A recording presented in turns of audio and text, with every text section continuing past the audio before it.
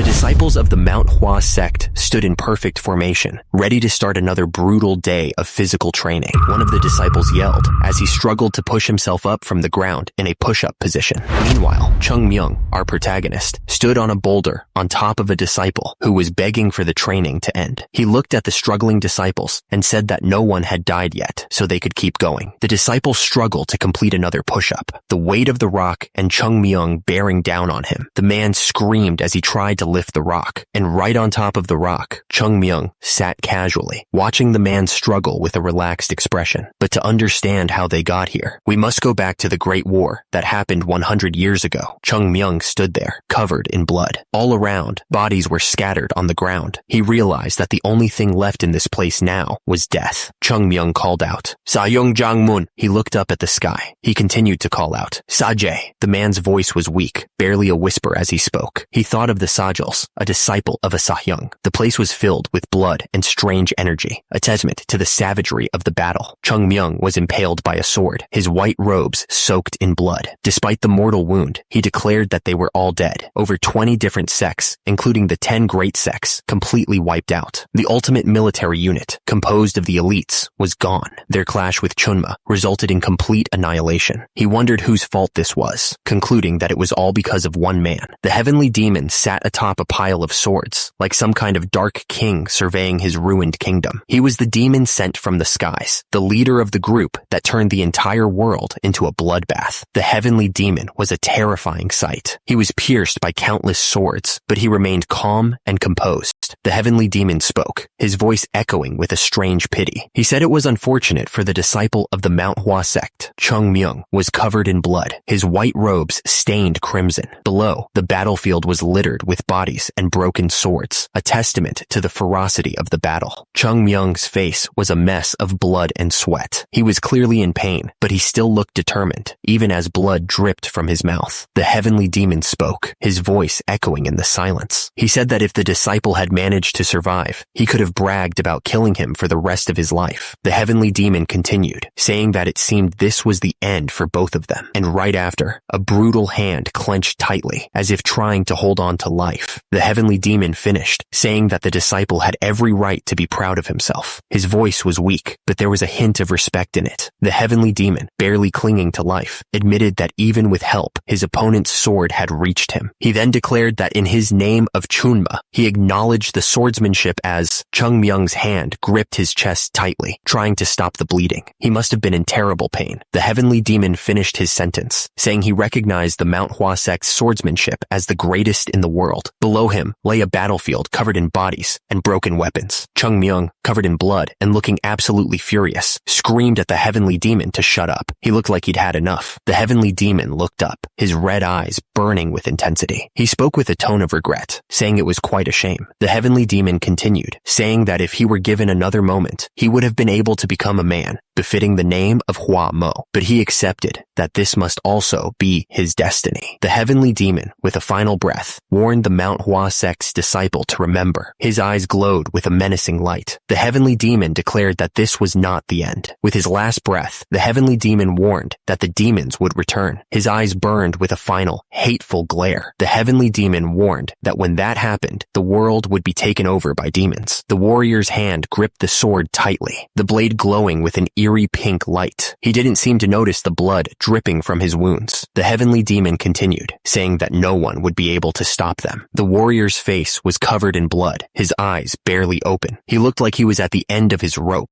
With his last breath, the heavenly demon whispered about the demons. The warrior stood amidst the destruction, his grip tightening on his sword. The heavenly demon stared forward, his red eyes burning with an eerie light. Blood ran down his face, but he didn't seem to care. And immediately, a massive explosion of pink energy erupted. The force of the blast seemed to shake the very ground. Chunma stared down with a cold expression, and immediately, a dark figure plummeted downwards, disappearing into the darkness below. Someone lay defeated defeated on the ground, unmoving. At the same time, another figure walked towards the body, their steps echoing in the silence. The scene showed a figure standing atop a mountain of corpses. The warrior seemed to be the only one left alive in the area. Chung Myung's face was covered in blood and sweat as he cried. He looked like he had been through hell and back. He stood there, gazing up at the sky, which was now glowing with an eerie light. The warrior seemed lost in his thoughts, trying to make sense of the devastation around him. He turned his head, his eyes filled with a deep sorrow.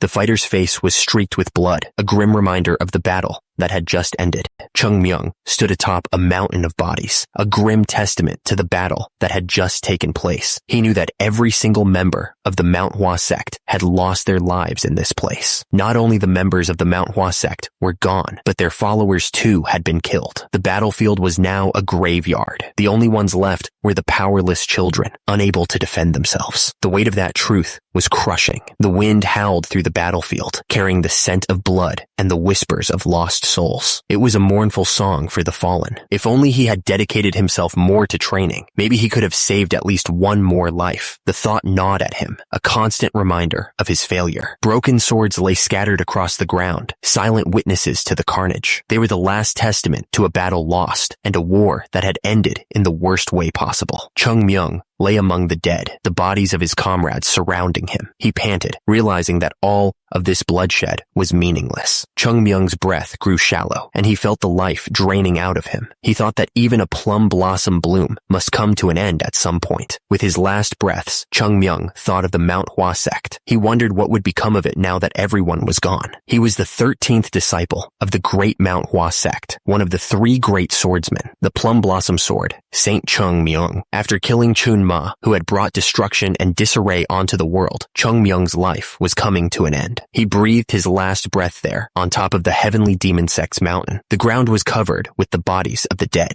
Turns out, that short story was the only thing he left behind in the world. All the fighting, all the sacrifice, it all came down to that. But then, a baby was born, a new life, completely unaware of the brutal legacy he was about to inherit. At the same time, at the gates of Manhwa, the elders looked down, worried. Below, the sect was a shadow of its former glory. Despite that, the disciples kept training under the plum blossom trees. They were trying their best to keep the Manhwa sect alive, even if they didn't know its true potential. Above, the other disciples watched, but didn't dare intervene. Down below, someone yelled at Chung Myung, calling him a brat. Chung Myung was stunned by the outburst. He wondered if his life was flashing before his eyes. The authority figure lectured the 2 disciples, emphasizing that they should be an ascetic practitioner before a martial artist. He added that power without ethics can only be regarded as violence. Chung Myung looked annoyed. Someone muttered that he was at it again. He was sick of it. Even though he had been a disciple of the Manhwa sect, he hadn't followed its teachings completely. He was getting attention he didn't deserve because of his talents, but he was just a rookie in the Manhwa sect. He wondered why he hadn't realized that back then. He thought about how everything he had came from the Manhwa sect. Then, Jang Mun's voice echoed, asking if he regretted his past. Chung Myung admitted that yes, he regretted his past. Sahyung Jangmun. If only he had been more dedicated to following the teachings from the Manhwa sect, he thought. And if he could have become even a bit stronger than he was, he could have changed the ending of this horrible tragedy. Jangmun looked down at him with a sad smile, trying to comfort him. He told Chung Myung that there was no need to regret anything because the Manhwa sect would continue. The words hung in the air, promising that no matter what happened, the Manhwa sect would find a way. The mountains of Manhwa stood tall, covered in trees with pink flowers. It was a beautiful sight, full of hope. The words echoed again, stating that there would always be the Manhwa sect. It would never disappear. Chung Myung looked up, his eyes shining with a new resolve. He knew what he had to do. The small building stood quietly under the open sky, looking worn. Everything seemed calm for now. Someone reached out, shaking a figure awake. The voice shouted, asking about Chun Ma and how that could be possible since he was supposed to be dead. The person who was sleeping sat up, looking around with a dazed expression. He mumbled the name Chun, as if trying to understand what was happening. Standing over the sleeping figure, someone held a bamboo stick. He yelled that the other person was talking crazy in his sleep, calling him a bum. Now fully awake, the person sat up, his face still showing confusion. He asked why everyone had already left to beg, and what was going on. The man looked absolutely furious. He couldn't believe that he was being threatened after someone someone had the nerve to laugh at him. The man on the ground tried to calm things down. He asked the guy with the bamboo stick to put it down, saying he didn't understand what was going on. But the guy with the bamboo stick just laughed at him. He didn't seem to care at all. The man sitting on the ground was beyond confused. He started laughing too, saying that none of this made any sense.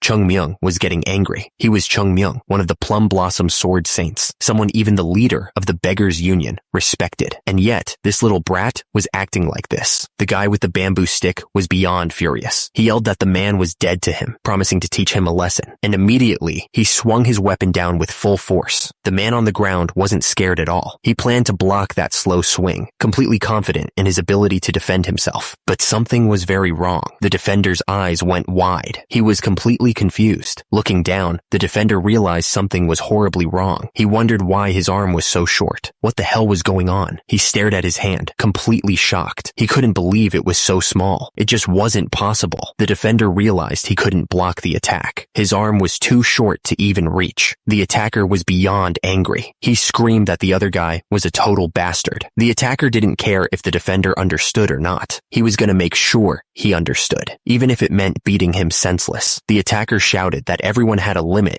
to how much nonsense they could take. He promised a good beating would knock some sense into him. Someone screamed in pain. It was a long, drawn-out shriek of agony. The attacker was on his knees, looking up at Chung Myung. He begged him to spare him, promising to come back later. He wiped the blood from his nose, making a sound of disgust. The beating had really messed him up. Sitting by the river, the attacker grumbled about how much he hurt. He couldn't believe he'd gotten beaten so badly, even back in the Manhwa sect. He called Chung Myung a damned bum brat, even if it was for the sake of that brat. He'd make sure to take care of the beggars of the Beggars Union. He was trembling with anger at the thought. Anyway, the attacker just kept walking, deeper into the water. He was probably planning his next move. Chung Myung stared down into the water, lost in his thoughts. He hadn't expected to end up in this situation, not after everything that had happened. He stared at the reflection staring back at him. Chung Myung wondered who this child was that he saw staring back at him from the water. Chung Myung touched his face, trying to make sense of everything. He asked himself what the hell was going on, and if this was the reincarnation that was mentioned in Buddhism. Chung Myung thought he would have entered the Shaolin temple instead if he knew this was going to happen. He was starting to regret his choices. He was so lost in thought that he didn't notice someone approaching. Suddenly, a voice called out, "Hey!" The guy who had been getting beat up earlier approached Chung Myung, asking if he was okay. He explained that Wang Cho always acted like that, but today he had really gone too far. Chung Myung raised a finger, stopping him mid-sentence. He said that he only had one thing to say. Chung Myung paused for a moment, then raised another finger. Actually, he corrected. There were two things he wanted to ask. Chung Myung stared intensely. His eyes narrowed. The other guy looked back, completely confused by the sudden shift in mood. They stood there near the river, the sound of the water flowing around them. The tension was thick in the air as they waited for Chung Myung to speak. Chung Myung's eyes narrowed as he thought about his situation. He wondered aloud if he had really fallen so low as to become a beggar. The other guy looked at Chung Myung with a mix of amusement and pity. He pointed out that it was pretty obvious he was a beggar just by looking at his clothes. Chung Myung was shocked at the realization. He yelled, wondering how he could possibly be a beggar. Then, he quickly composed himself and said he had a second question to ask. The other guy looked even more confused. Chung Myung suddenly asked if he knew who Chun Ma was, adding that he had thought the guy was acting pretty normal for someone who had just been beaten up. Chung Myung's patience wore thin. He demanded that the other guy just answer him, calling him a bum. Then he sighed, calling him a bum again. The other guy looked up, thinking for a second. Then he said that, yeah, he knew who Chun Ma was. The other guy kept going, asking if Chun Ma wasn't the leader of the Heavenly Demon Sect. He added that Chun Ma had died 100 years ago, or so he thought. Chung Myung's face suddenly went pale, his eyes wide with disbelief. He was clearly shocked by what he had just heard. Chung Myung's eyes narrowed, his shock turning into something more intense. He couldn't believe what he was hearing. Chung Myung shouted, questioning if what the other guy said was even possible. 100 years? That's insane. Chung Myung grabbed Jongmun, his grip tight. He demanded if it had really been 100 years since Chun Ma died, repeating the question in disbelief as he asked what Jongmun was doing. Chung Myung shook Jongmun, needing to know if all of this was true. Jongmun insisted that he was telling the truth, adding that there was no reason for him to lie. Chung Myung's eye widened, his mind racing. He just let out a trying to process everything. Chung Myung said that this was insane, repeating the 100 years in his head. He couldn't believe how much time had passed. past. Chung Myung wondered why he couldn't have been brought back right after he died. He added that this was almost like Chung Myung just stood there, staring up at the sky. He thought that he had been left all alone in this world. Jungmun looked at Chung Myung with concern, asking if he was all right. Chung Myung ignored the question, wondering how things could have gone so wrong, and if the Manhwa sect was also. Chung Myung's eyes darted around, his mind trying to catch up. He just let out a confused, "Huh?" Chung Myung's voice started to rise in panic as he asked about the Manhwa sect. He demanded to know what had happened to them. Jungmun stared at Chung Myung, clearly taken aback by the outburst. He asked what was going on. Chung Myung looked at the other beggar up and down, asking if he wasn't just a beggar too. The other guy just nodded, confirming that he was, just like Chung Myung. Chung Myung's face turned red with anger as he yelled, asking how the guy could be part of the Beggars Union and not know about the Manhwa sect, one of the 10 great sects. He demanded to know if the guy even knew what he was talking about.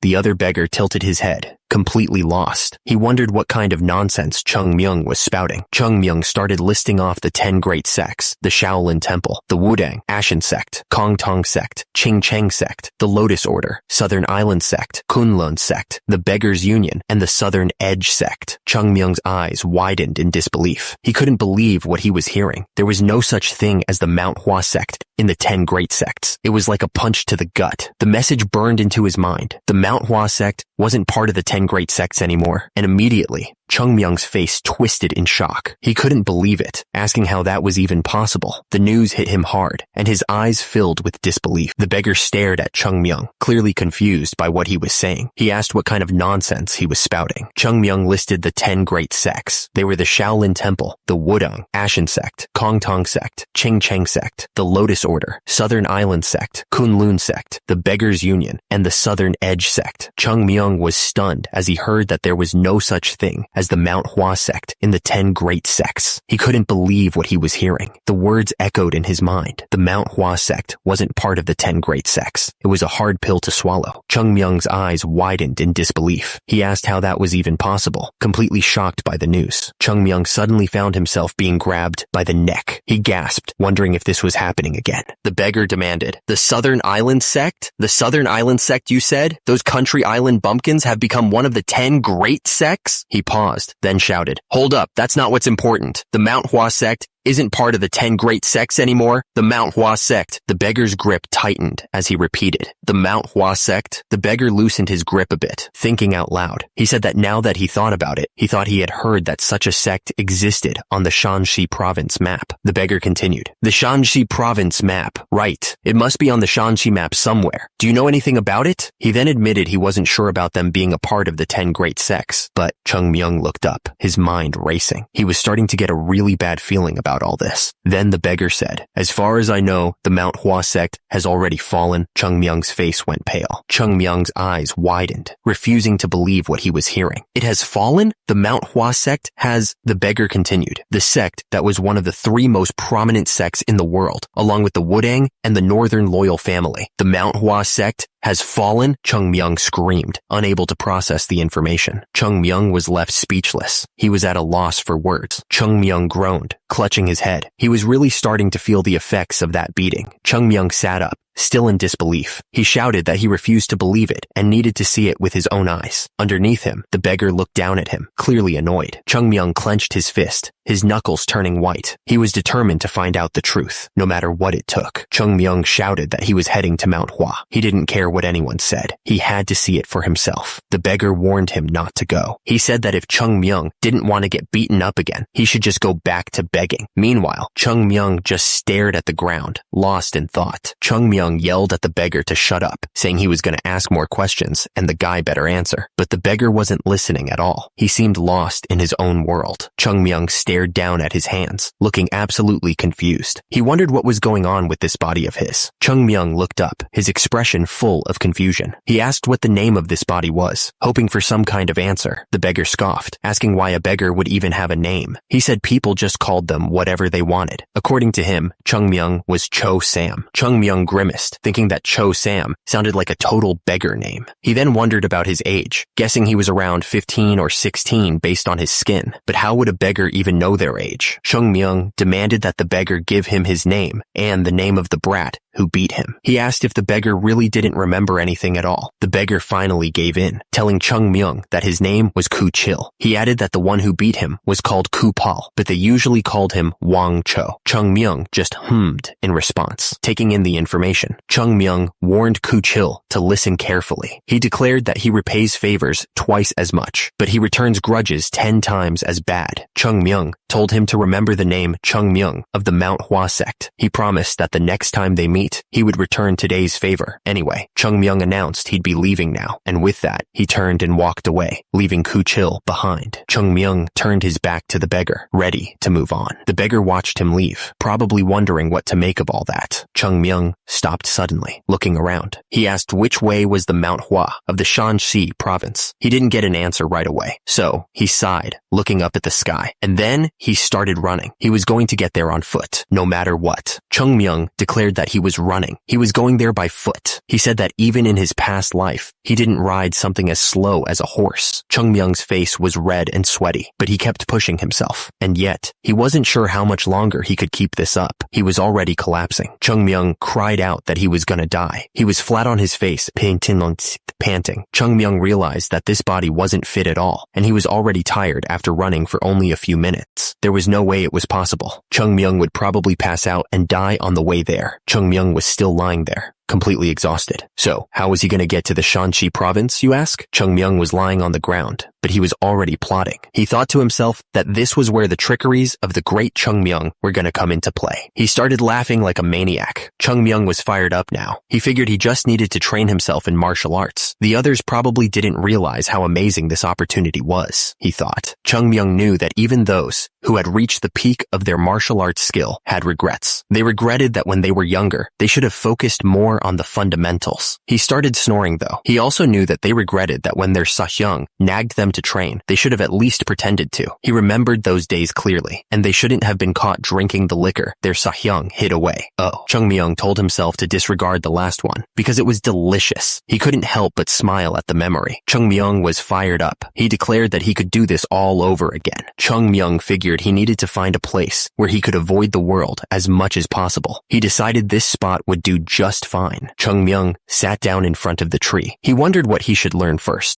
The wind blew through the trees as Chung Myung thought to himself. At the same time, he knew he had countless theories of advanced martial arts techniques stored in his head, and that every martial art technique and the history of the Manhwa sect resided by his side. A leaf fell gently from a tree above. Meanwhile, Chung Myung knew tons of methods of inner chi cultivation techniques, and that if he didn't limit himself to just the techniques of the Manhwa sect, the amount he'd learn would easily multiply. Chung Myung looked up, thinking hard. Of all the martial arts techniques available, he was going to learn one first. Chung Myung paused for a moment, then finally spoke. He decided he would learn equilibrium. What kind of martial arts technique was this thing called equilibrium? At the same time, a book with the word equilibrium was shown. Turns out, it was a technique that was thrown away very cheaply in illegal street stores. As a result, someone paid a few coins for it. Chung Myung looked serious. He explained that his reason for learning this cheaply sold technique was because it wasn't a cheap technique at all. The Manhwa sect buildings stood proudly. It was explained that equilibrium was one of the beginner techniques of the Manhwa sect, taught to every new disciple who joined. The explanation continued. Equilibrium might not make you stronger, but it perfectly cleanses your body, getting rid of all the gunk. It was a fundamental technique, so there was no need to rush things. He needed to take his time. He needed to build a strong foundation. Only then could he build a tower of inner body strength. He focused on his hands as the blue energy swirled around them. This was where it all began. Chung Myung stared at his hands, carefully focusing his energy. He knew he needed to make sure to precisely cleanse the energy absorbed from his surroundings. It was almost like fixing a small misalignment in a big fabric, strand by strand. He had to be patient and precise. Chung Myung closed his eyes and focused entirely on the task at hand. He could feel the energy flowing around him,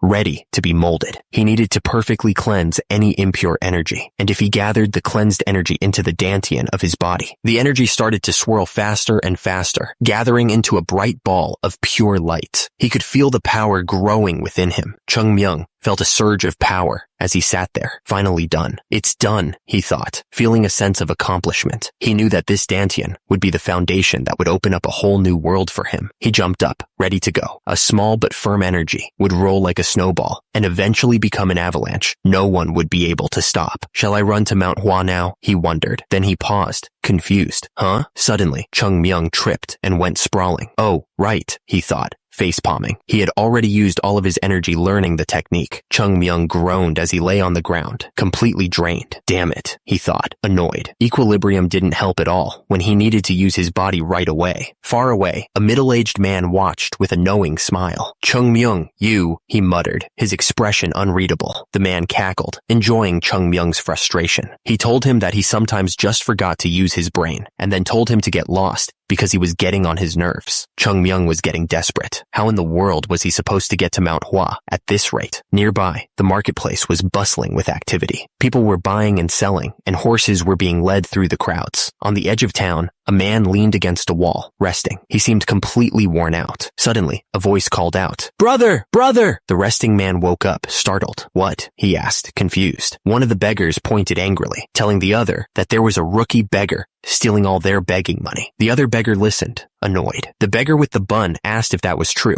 He was clearly not happy about it. The beggar with the bun decided that they needed to teach the rookie a lesson, and immediately, the two of them grinned, ready to cause some trouble. The beggar with the headband spotted Chung Myung and pointed him out. He sounded excited to get started. The two beggars approached Chung Myung, ready to confront him. At the same time, Chung Myung was still sitting on the ground, looking down. One of the beggars yelled at Chung Myung, calling him a little brat and asking if he was deaf. Chung Myung just sat there, not moving an inch. Chung Myung looked up at the beggars, asking if they were talking to him. The other beggars looked at him with annoyance. One of the beggars scoffed, asking if Chung Myung had just spoken informally to him. He figured the kid must have lost his mind so young. The beggar said he didn't know who gave Chung Myung permission to beg there, but since he was young, he'd let him go unharmed. As he said that, the beggar clenched his fist, getting ready to fight. The beggar demanded that Chung Myung leave everything he had and get out of there. But Chung Myung just stared back at him, not looking scared at all. Chung Myung was just trying to eat, but he couldn't help but think about what he had just learned. It was a lot to take in. The other beggars lost it, yelling that Chung Myung had no shame and were those trash were even stealing his food. They demanded to know who he was calling a bum, calling him a little brat. Chung Myung stood up. As a result, the beggars looked absolutely shocked by his sudden movement, realizing this kid was about to cause trouble. Chung Myung threw rocks at the beggars. Right after that, he held his arm, feeling the strain of the movement. Chung Myung muttered that his dantian wasn't perfect yet, but he figured what he just did would be enough for now. Chung Myung told them that he had already gotten used to this body. He said this was pretty bothersome, so they could all come at him at once. The man responded that Chung Myung was weak and couldn't hit very hard. He hoped Chung Myung didn't mind being beaten a little and called him a brat. The man ordered them to go kill him. The others responded, saying yes sir, and charged forward. The attacker immediately threw a punch, aiming to take Chung Myung down fast. Chung Myung took the punch right to the face, staggering slightly from the hit. Chung Myung didn't waste any time. He punched the attacker right in the face, and the sound of the impact echoed through the air. The attacker went down hard. The other guys just stood there, stunned as their buddy crashed to the ground. Chung Myung stood over the fallen man, taking a deep breath. He declared, "I am," Chung Myung shouted, his voice filled with pride, "the Plum Blossom Sword, saint of the great Manhwa Sect." Chung Myung's face was red with anger as he pointed at the others. "You damned bums!" The three men kneeled on the ground, looking nervous. One of them spoke up, apologizing to the guy who'd just beaten them up. Chung Myung looked at the guy, confused. He asked why they were calling a beggar chief. He was starting to wonder what was going on. The man waved his hands, apologizing again. He didn't mean to call Chung Myung a beggar, but it just came out that way. Chung Myung paused, gathering his thoughts. He was about to ask a question, hoping these guys could help him out. Chung Myung asked if any of them knew the fastest way to get to the Shanxi province. He needed to get there as soon as possible. The beggar laughed, finding the question ridiculous. He asked why they'd be living as beggars if they knew the fastest way to get around. The beggars kept laughing, finding humor in Chung Myung's ignorance. Meanwhile, Chung Myung was starting to think he'd asked the wrong people. Chung Myung chuckled, realizing he was barking up the wrong tree. He figured he should try another approach. The beggars kept laughing, not suspecting anything. But at that moment, Chung Myung grabbed one of them by the collar, looking serious. Chung Myung leaned in close, his voice turning cold. He warned the beggar that they might meet again, hinting at something bad. Chung Myung got right up in the beggar's face, looking absolutely furious. He warned that if he asked about something, the guy better have an answer if he didn't want to die. Chung Myung yelled at them to get lost if they understood what he meant. The beggars didn't need to be told twice. They scrambled away as fast as they could, agreeing with him. Far from the chaos by the river, the mountains stood tall and silent. The trees swayed gently in the breeze. High up in the Manhwa Sect, Hyunjong stood by the window, looking thoughtful, and then he spoke, addressing someone outside, calling himself the sect leader. Hyunjong announced that this was Un-am and gave permission for them to enter. At that moment, the door creaked open. The messenger stood in the doorway, looking a little unsure. He reported that a child was asking to meet with him, but that it wasn't important. Hyunjong seemed surprised by the news. He asked who this child could be, and immediately, a young boy appeared, doing some kind of hand sign. Chung Myung grinned, looking up at Hyunjong. He introduced himself as Chung Myung and announced that he wanted to join the Manhwa Sect. Hyunjong stroked his beard, considering the boy's request. He asked if he was serious about wanting to enter the Manhwa Sect. Un-am stepped forward, looking nervous. He admitted to Hyunjong that he had told him they weren't accepting anyone into the sect anymore, but that Chung Myung was desperate to meet him, so he brought him there anyway. Hyunjong and Un-am exchanged glances, unsure what to make of the situation. The room fell silent as they both stared at the kid, who was still holding that weird hand sign. From the outside, Chung Myung seemed to be smiling innocently, but that expression was hiding something. Turns out, Chung Myung was actually very irritated. To find out why, we're gonna have to go back a few moments. The walking stick sunk into the dirt. It was clear he had been walking for a long time, and the journey had taken its toll. Chung Myung was crying, tears streaming down his face. He finally made it,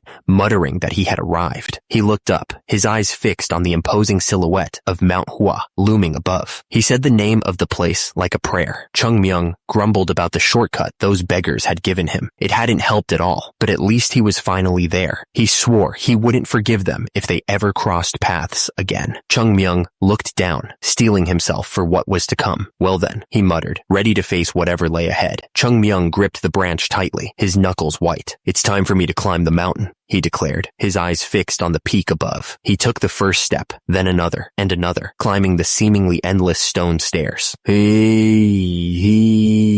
grunted with each step, his breath coming in short bursts. His feet pounded against the rough ground with each step, the climb relentless, and immediately he was panting, sweat dripping down his face as he struggled to catch his breath. He grit his teeth, pushing through the pain and exhaustion. I'll climb like my life depends on it, he vowed, his voice strained but resolute. His hand gripped the rough rock, searching for a hold. As a result, small rocks tumbled down the mountainside as he pulled himself up, inching closer to his goal. Chung Myung continued his climb, his movements causing rocks to break loose and tumble down the steep mountainside. The higher he climbed, the more treacherous the path became. He was bruised and battered, but Chung Myung refused to give up. He thought that anything was possible if he was tenacious enough. He dug his fingers into the rough rock, pulling himself higher. The climb was relentless, but he wouldn't stop. Chung Myung shouted, his voice echoing through the mountains, declaring that he would climb Mount Hua. Nothing would stop him. Finally, Chung Myung reached the top, standing tall against the backdrop of the setting sun. He had made it, and he was ready for what came next. Chung Myung was breathing hard, trying to catch his breath. He managed to get out a weak, whoa. He looked around, eyes wide with panic. Where did it go? Chung Myung's gaze went up to where the Mount Hua Sect's sign should have been, but it wasn't there. Chung Myung grabbed his head, his voice rising in disbelief. The thing Young Jung-mun cleaned every morning. Squeak, squeak. Where did that thing go? Chung Myung was losing it. He shouted that he was going to go crazy right there. Someone inside called out, wanting to know who was there, and right then, the door slid open, revealing Chung Myung standing outside. The man peered out, looking surprised. He wondered if it was just a kid. The man asked if Chung Myung had come there alone,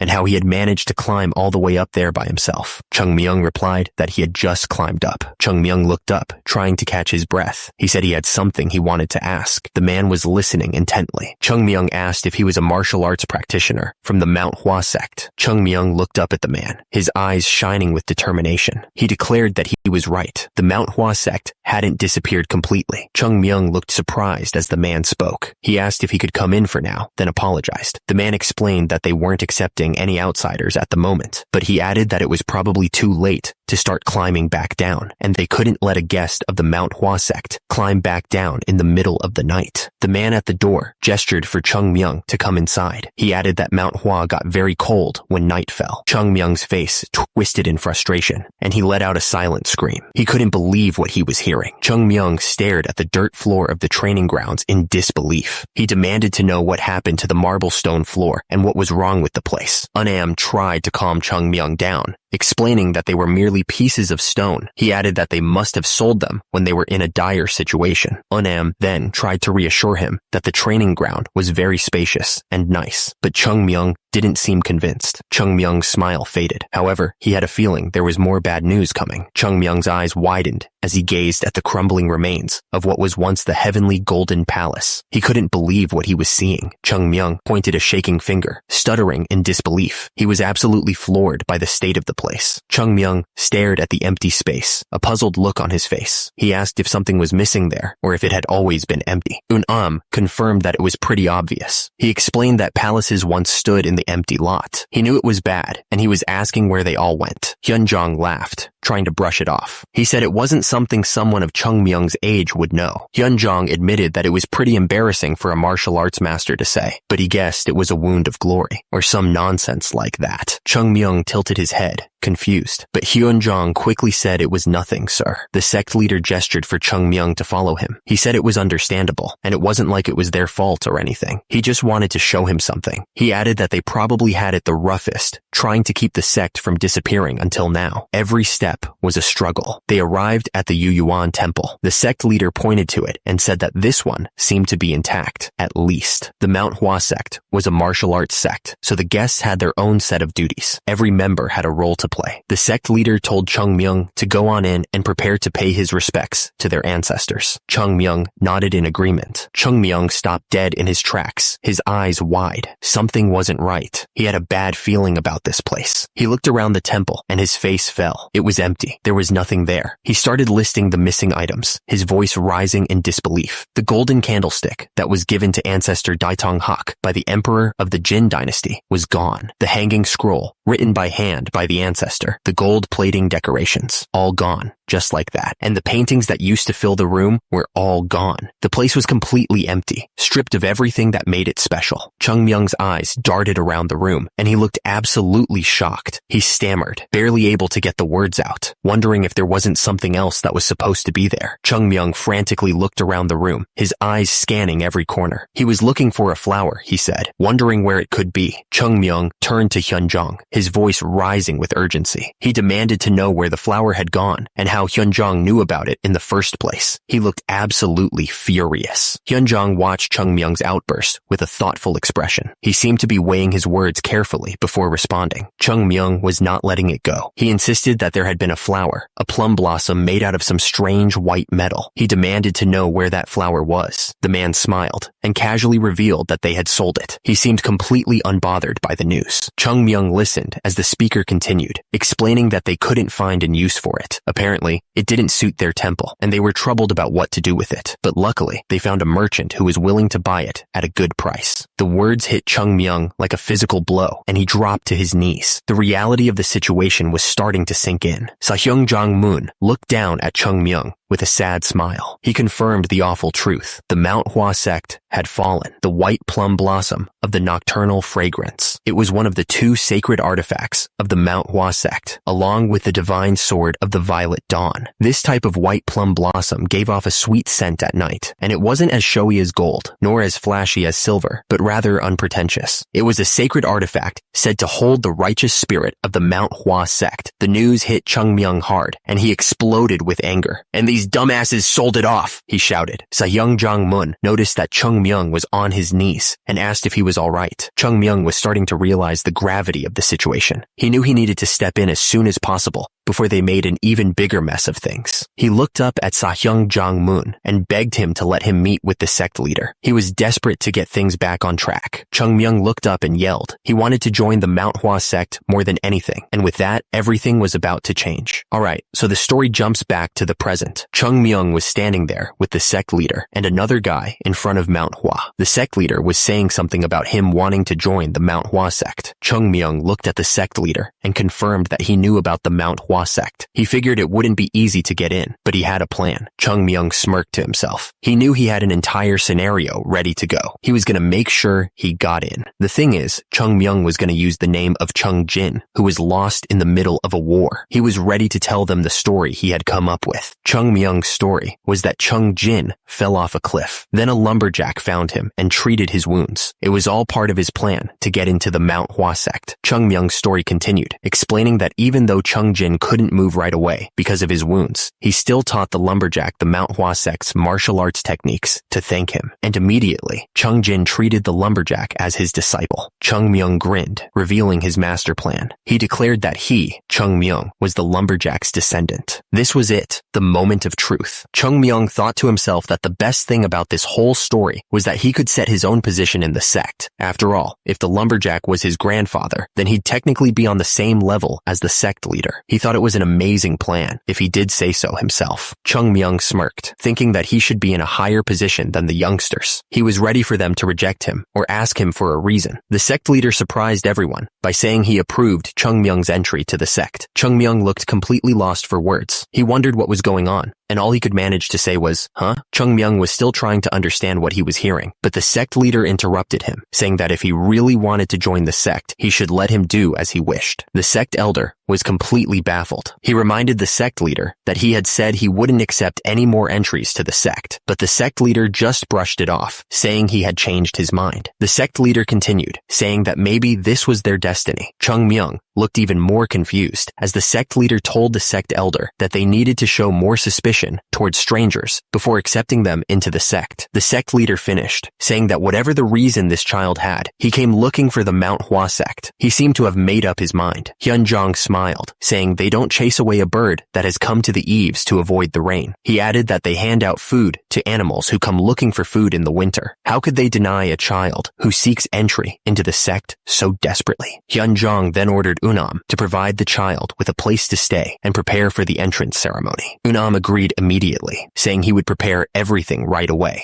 Chung Myung looked absolutely stunned. He couldn't believe what he was hearing, and all he could manage was a disbelieving no. Someone started screaming about how their position was gonna be affected. They were plummeting downwards, looking terrified. The emblem of the Manhwa sect, a plum blossom, was displayed prominently. The sect was about to change forever. Chung Myung sighed, thinking he was gonna have to wear a third-rank disciple's clothing. He wondered what was happening with his life. Anyway, Chung Myung wondered what this place was. He thought he remembered this place being used as a guest room. It was strange to Chung Myung that this was a temporary place to stay for those scheduled to enter the sect. The Manhwa sect originally didn't have private boarding rooms. Those who newly joined the sect immediately formed a bonding contract with their teacher and stayed in their teacher's rooms. So, it meant that there were people staying in these rooms. Chung Myung paused, looking at the open door. Suddenly, a voice came from behind the door. Someone was asking who was there, clearly annoyed by the intrusion. The person's eyes narrowed, filled with suspicion. They were clearly listening intently, trying to figure out who was on the other side of the door. The door was flung open, and the intruder demanded to know who was peeking into their room. They accused them of being a thief, looking absolutely furious. The other disciples looked around, completely confused by the sudden outburst. They started asking what was going on and what all the noise was about. Gul was furious, yelling that the peeking brat had invaded his room. He asked why he had to go through such hardships. Suddenly, a loud voice boomed through the room, demanding silence. The person wanted to know what all the ruckus was about. The guy went on, saying it was still time for training, yet they were all causing trouble in the boarding house. He looked absolutely pissed. Immediately, the group bowed their heads, sincerely apologizing to Great Sasuk. They knew they had messed up. The guy asked who he was. Chung Myung told him that his name was Chung Myung.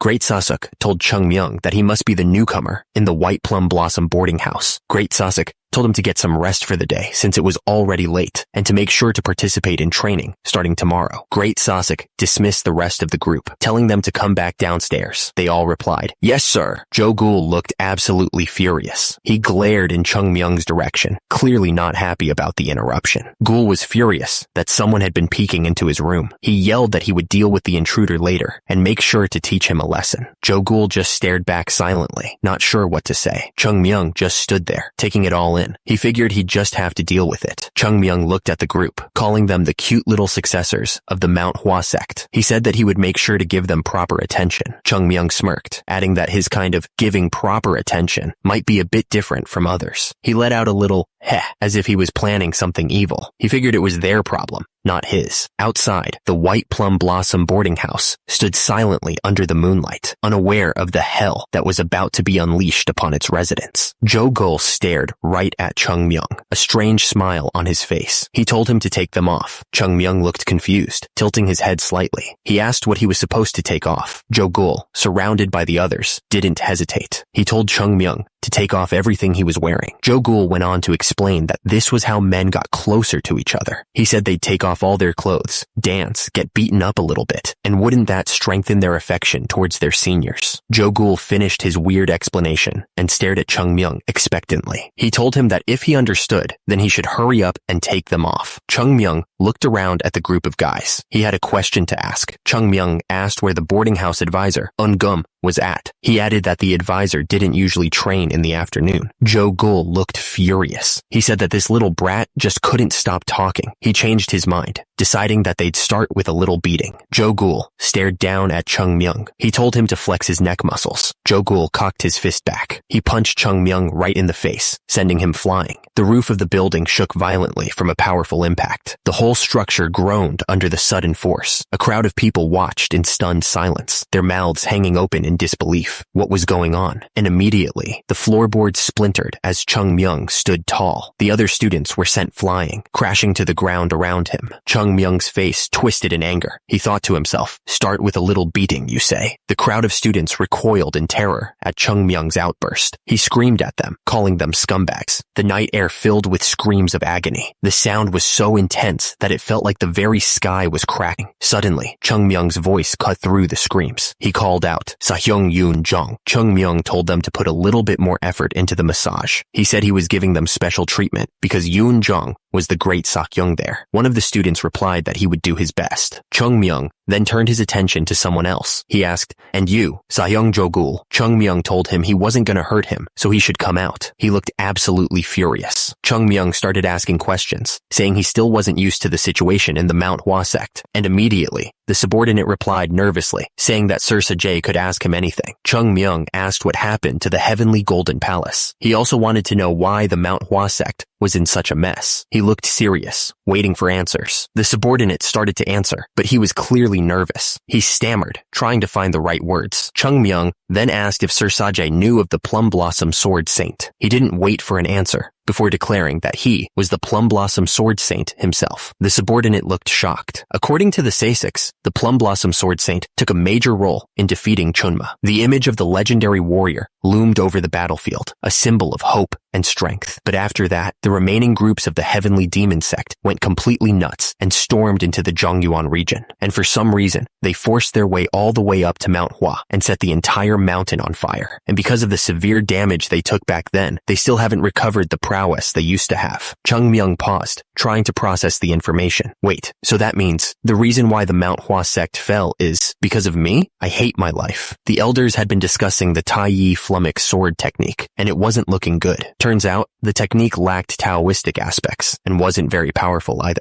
Gul didn't think it would be a problem to remove the technique from the Manhwa sect. He then asked Sajay what he thought about it. Sajay agreed, saying it certainly wasn't a sword technique that could be of any good use. He figured they should probably just throw it away, even though it was left behind by their ancestors. Another man suggested that, in order to prevent the children from taking an interest in it, they should just remove it from the library. That sounded like a good idea to everyone. They decided to do as he said and get rid of the technique. The conversation took a turn. Down below, Chung Myung was stuffing his face when he heard someone calling his name. On a different note, Chung Myung. Hyunjong looked at him, his expression serious. He said he hadn't called him there just to talk about about the sword technique. Hyunjong thought it was about time for Chung Myung to take in some disciples himself. It was a big step. Hyunjong then asked Chung Myung how he thought he should teach his disciples. It was a test of sorts. Hyunjong waited patiently for Chung Myung's answer. The air was thick with anticipation. Sahyungjong Mun looked at Chung Myung, trying to figure out what he was thinking. He asked what there was to think so hard about. Chung Myung didn't even look up from his food as he answered. He said he'd just beat them up first. Once he beat them to the brink of death, they'd make even the impossible happen. The room went silent after that. You could almost hear the cherry blossoms falling outside. And after that, Sahyungjong Mun never brought up the topic of Chung Myung taking in disciples ever again. It was probably for the best. Suddenly, someone called out for their Sir Sajay. It seemed like something was about to happen. Chung Myung was just starting to get comfortable when someone interrupted him. The subordinate stammered, telling him not to address him so formally. Sa-young. He corrected himself, calling him Sir Sajay, and then just Sajay. The subordinate explained that UN Gum, the boarding house advisor, had called him to the training grounds. He added that Chung Myung would also be participating in training starting that day. The training grounds were set. UN Gum stood on a raised platform overlooking the trainees, who were lined up in neat rows, waiting for his command. UN Gum's voice boomed across the training grounds. He yelled for everyone to prepare their blades. The trainees responded instantly. They drew their swords in unison, ready to begin their training. UN Gum roared at everyone to swing their blades. His voice was so loud, it felt like it shook the whole training ground. You could see the determination on the trainee's face as he prepared to follow the order. The trainees all swung their wooden swords together, yelling as they practiced. The sound of the blades cutting through the air filled the training grounds. Chung Myung watched the trainees with a strange look on his face. Beside him, UN Gum observed the training, waiting to see how the new recruits would perform. Chung Myung tilted his head, looking confused. He was starting to wonder what kind of training this actually was. Chung Myung watched as another trainee swung his sword, yelling something about hat. He couldn't help but ask what kind of sword technique this was supposed to be. UN Gum explained that the sword technique his Sahyungs were training with was called the equilibrium sword technique. It was the foundation for all other techniques of the Manhwa Sect, he added. One of the trainees practiced the sword technique. The wooden sword sliced through the air. Chung Myung looked absolutely shocked. He couldn't believe that was Manhwa's fundamental sword technique. What the hell are these dumbasses doing? He wondered. Chung Myung realized this training was doing nothing but hindering the children from getting stronger. It was actually making them weaker. Chung Myung thought this was like teaching them the alphabet using a complicated thesis book. The trainees continued to swing their swords, unaware of how bad their training was. The trainees continued to train, but Chung Myung knew that doing this might get them ahead for a short amount of time. A very short amount of time, that is. He wondered what good technique without proper fundamentals would bring them. It was like building a house on sand. Chung Myung thought that if they were doing it this way, they needed to at least try to teach them properly. Otherwise, this was just a waste of time.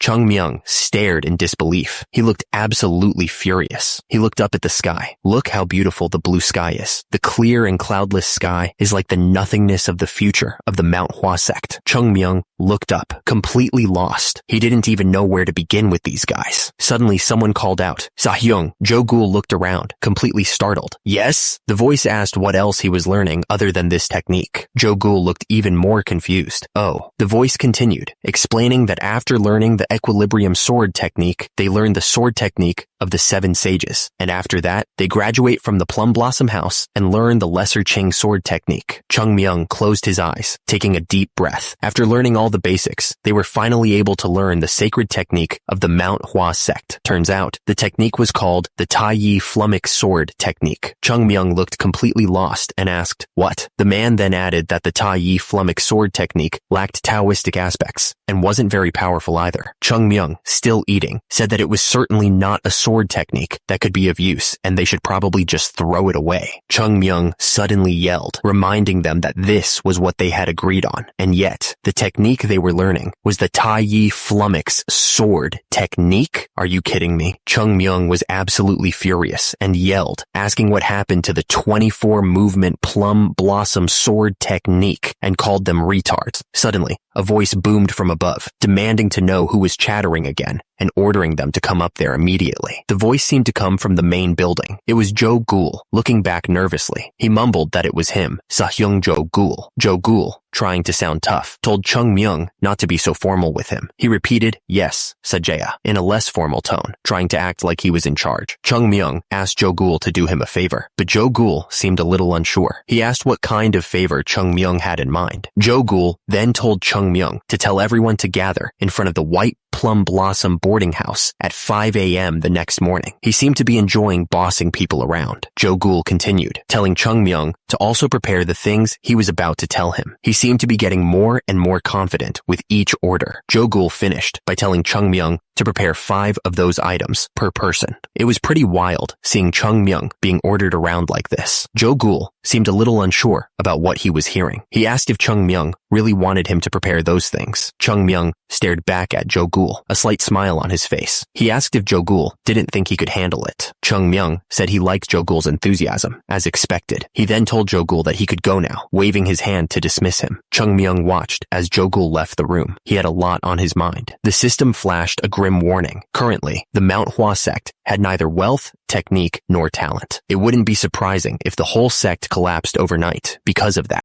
Chung Myung thought to himself that out of all the things he could control, talent was one of them. He knew that the current third-class disciples didn't seem very talented, but Chung Myung continued walking, thinking that they did say 1,000-mile journey starts with a single step. He was ready to take that step. Chung Myung looked up, his eyes firm. He decided that bringing up these untalented Sayungs would be his first step. Outside the White Plum Blossom boarding house, the disciples were already gathering. They had no idea what was coming. One of the disciples yawned, clearly annoyed. He wondered what kind of Sajay made their Sayungs come and go as they wished. One of the disciples raised his voice, asking if the others agreed with him. He added that they probably weren't even in the boarding house last night. Chung Myung's voice cut through the air. He asked if he was the Sajay they were talking about. Chung Myung stood there, staring down the group. The air crackled with tension as everyone waited to see what he would do next. One of the disciples yelled at Chung Myung, asking if he didn't learn to respect his seniors. As a result, the other disciples braced themselves, waiting for Chung Myung to react. Chung Myung just stared at the disciple, his expression unreadable. He was thinking something over, but no one could guess what it was. Chung Myung's face suddenly lit up with a wide, innocent smile. He exclaimed, "Oh my Sayungs." Chung Myung bowed deeply, his voice dripping with fake sincerity. He went on, saying he was really sorry and that he must have been lacking in his understanding of his Sayungs. Chung Myung gestured towards the boarding house, his eyes gleaming. He suggested that as an apology, they should all have a little chat inside. Chung Myung put his arms around the disciples. He said, "All right now, let's head inside."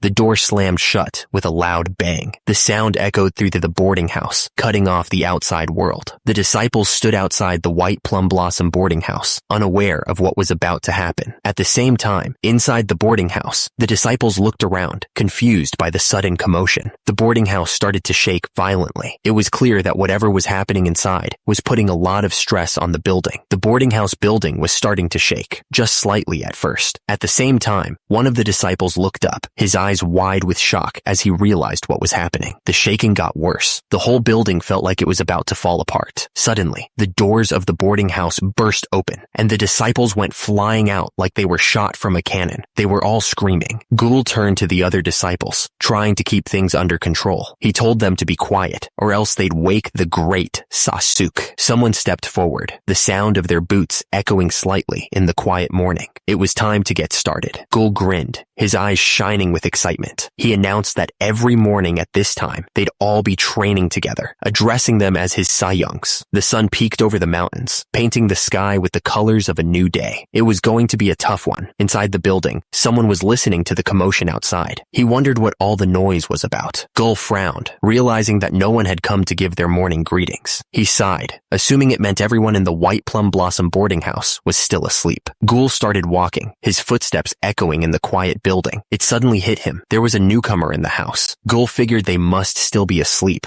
especially after doing their strange rite of passage. He glanced through a door, a mischievous glint in his eyes. Ghoul decided he was going to teach them a proper lesson this time. He had been thinking that even if Joe Ghoul got a bit too wild, Yoon Jong would be there to stop him from going overboard. But clearly, that wasn't the case. Ghoul stopped dead in his tracks, a look of utter confusion spreading across his face. He didn't understand what was going on. The scene scene in front of the White Plum Blossom boarding house was a mess. Disciples were sprawled all over the ground, barely conscious. They were calling for help, some even mumbling for their moms, and great Sasuke, another disciple, barely able to stand, looked around in disbelief. He couldn't understand why everyone was in such a bad state and begged someone to save him. Suddenly, Ungum appeared, looking extremely concerned. He demanded to know what the hell was going on, his voice filled with urgency. Ungum's eyebrows furrowed as he noticed the disciples hesitating. He wondered what they weren't telling him. Ungum's expression hardened. What reason could they possibly have to hesitate in front of him? Ungum, the boarding house advisor. Jogul was completely out of breath. He looked absolutely shocked by what he was seeing. Jogul stammered, realizing something even more important. Behind everyone else, it was the newcomer?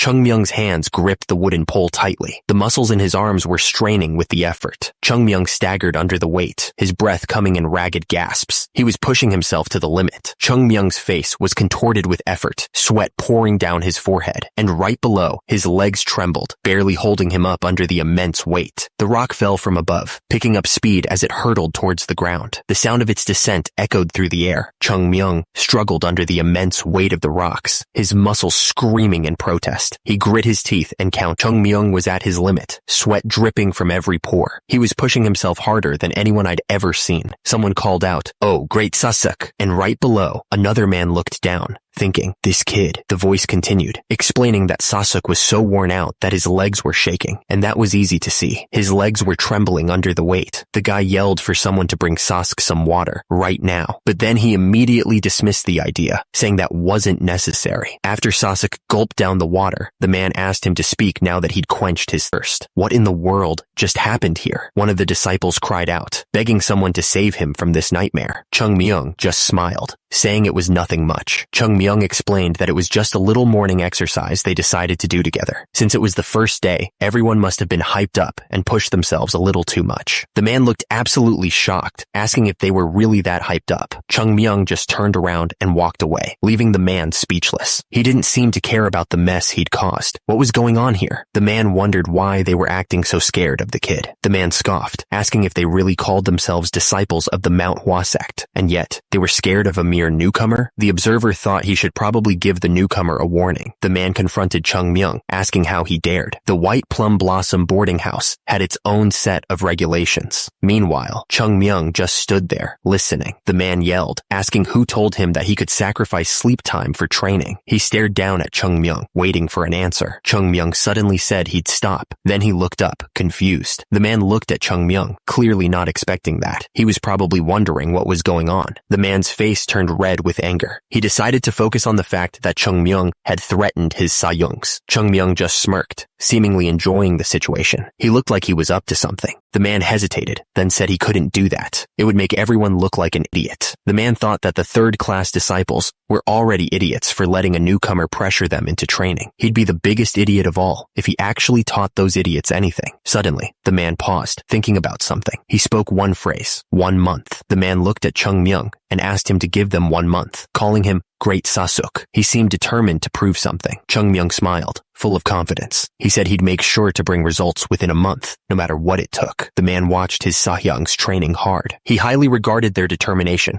and respected them for it, since not a single one of them complained about the very demanding training session. The disciples looked at each other, trying to act tough. They all agreed that it was the right thing to do, even if they were scared out of their minds. Meanwhile, one of the disciples watched with a serious look. He figured that the others didn't dare to complain to Chungmyung, not that they actually agreed with the training. The disciple wondered where someone like Chungmyung had come from. He had completely taken control of the third-class disciples, but he intended to use that control for nothing other than training. The disciple thought it wouldn't be an easy task for Chungmyung. He wondered why he insisted on training every morning. Another disciple believed they could become plenty strong with Great Sasuke's teachings, but he figured they could speed up the process with more effort on their side. The disciple wondered if it made sense for them to sacrifice sleep for training. He figured Great Sasuke believed that there was no need for a reason in their training process, which was kind of insane. Great Sasuke asked what the most important thing was when treating their Sahyungs. The answer wasn't pretty, and it made him want to barf. dwarf? Turns out, the answer was courtesy. He knew that was important. Great Sasuke declared that he would regard his Sahyung's words as if they were coming from the heavens themselves. He was really laying it on thick. Great Sasuke wouldn't look down on his seniors. Instead, he'd keep his courtesy towards them to maintain the hierarchy. The guy was really serious about this stuff. One of the disciples admitted that Great Sasuke was the real deal. Below, the other disciples were running for their lives, clearly terrified. The disciples were completely under Great Sasuke's control. They were nothing more than ants beneath his feet. Great Sasuke told them that he was impressed with their determination to voluntarily participate in training at dawn. He was laying it on thick, but the disciples seemed to eat it up. Great Sasuke continued, saying that if they kept up these efforts, they'd definitely see great results. He told them to keep going, but then he paused, confused. One of the disciples looked up at Great Sasuke with a desperate plea. He begged Great Sasuke to save them from whatever hell they were in. The disciples were running for the hills, trying to get away from Great Sasuke. They were absolutely terrified of him. The disciples were begging for Great Sasuke to save them. They were in so much pain that they couldn't take it anymore. Great Sasuke told them it wasn't like he was going to kill them or anything. He suggested they all have a little chat back in the boarding house.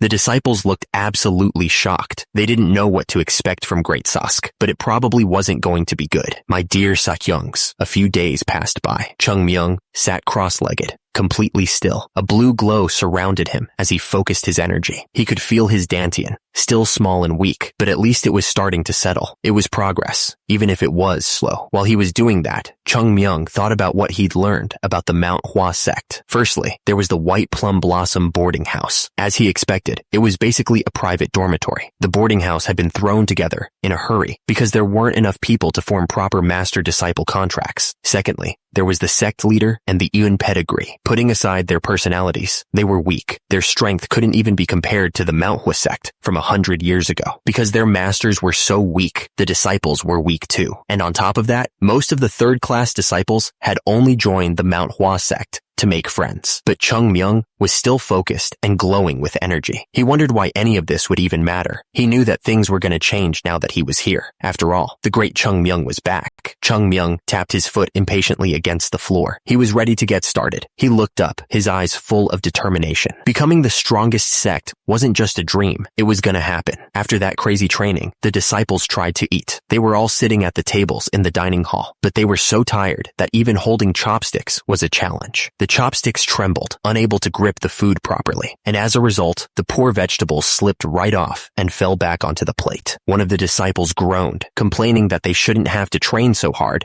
that they couldn't even eat. He was clearly not happy about any of this. Another disciple shouted, begging Sahyung Jogul to say something to Chungmyung. He hadn't been able to use chopsticks for days, and it was driving him nuts. Jogul looked over at them, clearly annoyed. He told them they were talking too much, wondering what their problem even was. Someone started tapping their fingers on the table. They were clearly getting impatient, waiting for an answer. Jogul looked absolutely furious. He yelled, asking if they thought their Sahyung was their errand boy. The other disciples sat there, stunned by Jogul's outburst. He continued, asking why they didn't just go talk to Chungmyung themselves, since it wasn't like he was avoiding them or anything. Jogul lowered his head, trying to calm himself down. He knew he shouldn't have lost his temper like that. Yoonjong spoke up, asking if great Sahyung Sasuke could spare a bit of his time. He looked determined to get an answer. Sasuke agreed to speak with Jogul. The White Plum Blossom boarding house stood silently, as if waiting for what would happen next. They walked together through the garden, the cherry blossom trees providing a bit of shade. The air was calm, but the silence was heavy with unspoken questions. Sasuke turned to the disciple and commented that he looked refreshed. There was something strange in his tone, like he already knew what was coming. One of the disciples simply said, Sahyung, acknowledging Sasuke's comment. He seemed nervous, like he was trying to avoid the real topic. Sasuke asked what he thought of the Manhwa sect. The disciple hesitated, saying that it was a difficult question to answer. He was clearly choosing his words carefully. Jogul admitted that it would all be over for him once he decided to return to his hometown. But he turned to Sasuke, pointing out that he was planning to spend his entire life in Manhwa. Sasuke agreed with Jogul's assessment. Far below, the two disciples could be seen standing in the garden. Jogul confessed that he really thought the Manhwa sect was done for. He looked serious, like he was carrying a heavy weight. Sasek told him not to be so disrespectful. That wasn't something he should say so easily, he scolded. But Jogul declared that he had changed his mind. His eyes showed a new determination. Chung Myung, after he came here, things really started to change. It was like a switch had been flipped. Jogul admitted that even though they had been forced into it, he realized after the morning training sessions that he had never pushed himself this hard before. He was sweating like crazy, but he knew it was working. Sasek pointed out that Chung Myung didn't even seem tired, even though he was training way more intensely than everyone else. It was like he was built different. Jogul admitted that he wanted to try his best after seeing Chung Myung push himself like that. It was inspiring, even if it was also a little scary. The only sound was the soft shuffle of feet moving across the training grounds. The disciples were all pushing themselves harder than ever before, driven by Chung Myung's example. Yoon Jung stood there, listening to the other disciple. The air was still. The only sound was the wind rustling through the trees. Jogul grinned, his eyes shining with determination. He declared that he wanted to try his best to become a master who could lead the whole world. Yoon Jong smiled softly, a hint of amusement in his eyes. He seemed to find Jogul's declaration amusing. Yoon Jong nodded, agreeing with Jogul. He told him that he shared his thoughts. Up in the tree, Chung Myung watched them. He seemed satisfied with how things were progressing. Chung Myung was laying in the tree, relaxing. He muttered that he had already convinced 2 people. Chung Myung thought that Eungum was also pretty easy to convince, but he knew that he still had a long way to go. Chung Myung was still up in the tree. He yelled for the sect leader to come out. Chung Myung looked confused. He didn't seem to expect what was about to happen. Someone was outside the building, banging on the doors. They demanded that the doors be opened immediately. A group of angry men stormed towards the building. They shouted for the sect leader to come out right away. The men were not backing down. One of them, holding a torch, demanded they get inside. He shouted, asking where the sect leader was hiding.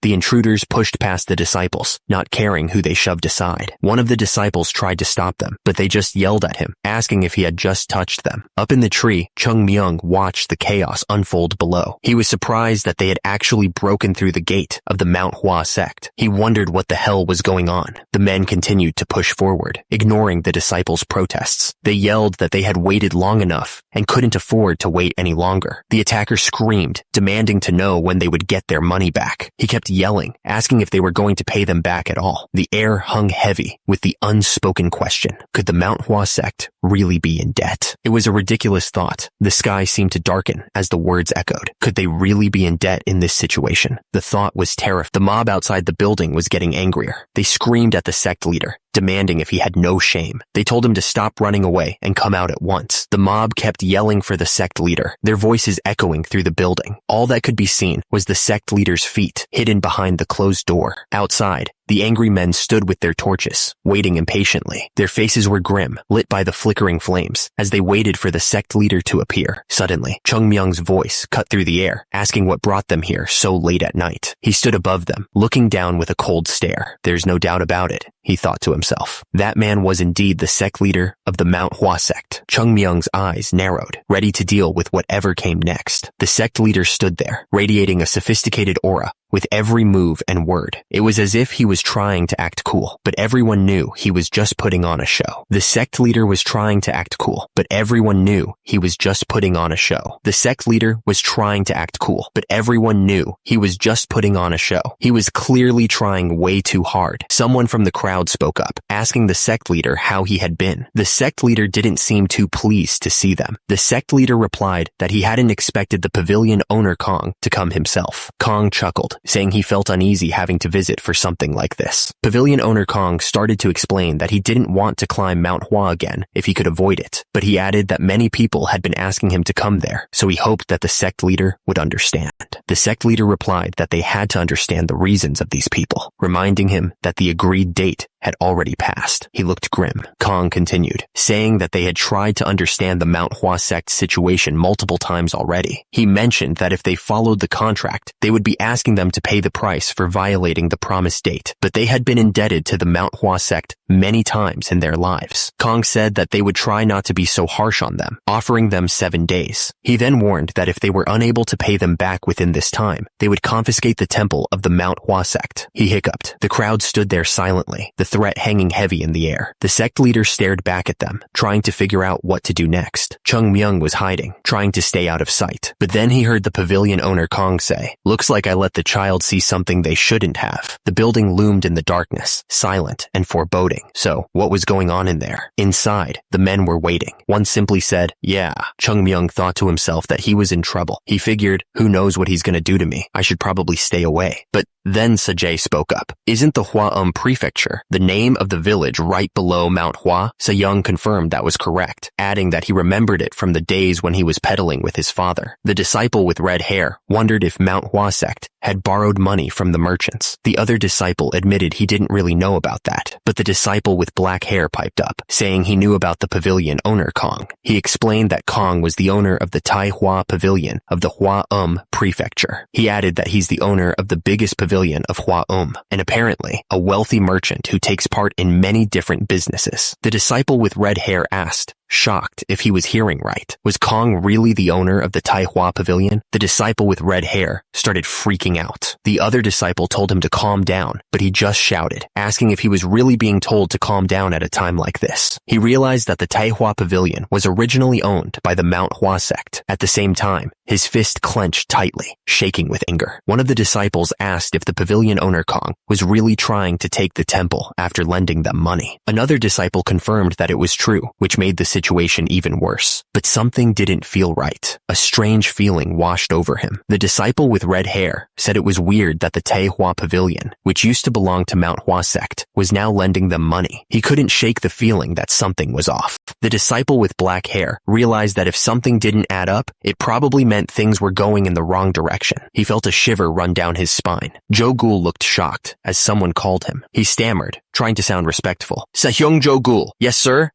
Yeah?" The voice ordered him to bring the thing he had mentioned before. Jo-gul looked confused, wondering what he was talking about. The speaker repeated himself, making it clear he wasn't messing around, and immediately, Jo-gul realized what he meant and shouted back, "That thing. Oh, that thing. I'll bring it right away." Jo-gul returned, holding a large bundle wrapped in cloth. He looked up, asking what they were going to do with it. The speaker began to explain. There's an old saying in Buddhist literature. As he spoke, Jo-gul and another disciple looked on, wondering what he was getting at. Chung Myung, dressed in strange clothes, started explaining the meaning behind a dark saying. He said that killing a Buddha or your forefather doesn't mean literally killing them. It means you have to abandon any attachments that get in your way, no matter what they are. Chung Myung continued, saying that if you meet a Buddha, kill him. He explained that to truly achieve the way of the Tao, you have to violate the way of the Tao. It was a strange lesson, to say the least. Chung Myung suddenly announced that he was off to find the true way of the Tao. Below him, two disciples looked up, completely shocked. One of them shouted, asking where he thought he was going, dressed up like that, calling him a dumbass. The disciple yelled, asking if he was thinking of leaving the Sect temple. He called Chung Myung a crazy bastard, and told him to jump, and without a second thought, Chung Myung jumped right off the wall. Chung Myung stood on a hill overlooking the Mount Hua Sect. The lights of the temple twinkled in the distance, but he didn't look back. He was gone, off to find the true way of the Tao, whatever that meant. Laughter echoed from the Tai Hua Pavilion, bouncing off the walls. It was a cruel sound, mocking the Mount Hua Sect. The sect leader looked completely shocked, like he couldn't believe what he was hearing. They had basically given Mount Hua a final warning. The man laughed, asking how much the Mount Hua Sect thought they had borrowed. It was over 100,000 neon. He found the whole thing hilarious. The man said that the sect leader was even more bewildered because pavilion owner Kong was with them. He asked if that wasn't right. The merchant said that although he seeks profit, he felt sorry for having to do this to them. He said that after all, they had been in a good relationship for many generations. Taehua, pavilion owner Kong, said that they did the best they could. He asked how many times he had already let it slide. Taehua, pavilion owner Kong, said that everyone would praise his generosity. He said that he really hoped that was the case, laughing. Taehua, pavilion owner Kong, said that they were so carefree. He couldn't believe that they were able to live as such simpletons. Taehua, pavilion owner Kong, said that the power of the Mount Hua Sect was not something to be looked down on. The man said that the true strength of the Mount Hua Sect did not lie in their combat power. He warned that the biggest thing about the Mount Hua Sect to be wary of was their history. The guy was eating duck, and he was saying that in the Shanxi province, it'd be hard to find someone without any connection to the Mount Hua Sect. However, he took another bite, and he continued that these days, the Mount Hua Sect was significantly weaker. The guy then said that the Mount Hua Sect had become tender, just like the duck he was eating, whose skin ripped apart even with minimal force from the chopsticks. Pavilion owner Kong turned to the other guy and asked what he was thinking of doing with the temple after he took it from the Manhwa sect. He figured it'd be hard to sell, so the other man suggested that they just take something else from them instead. Pavilion owner Kong, sitting at the table, explained that the true value of their temple was beyond anything they could imagine. He seemed to know something the others didn't, and he was enjoying holding that knowledge over them. Kong continued, assuring them that even though the temple looked like nothing special, he could guarantee its true value. He let out a short laugh, then asked the other man what he meant by his earlier comment. He was playing games, clearly.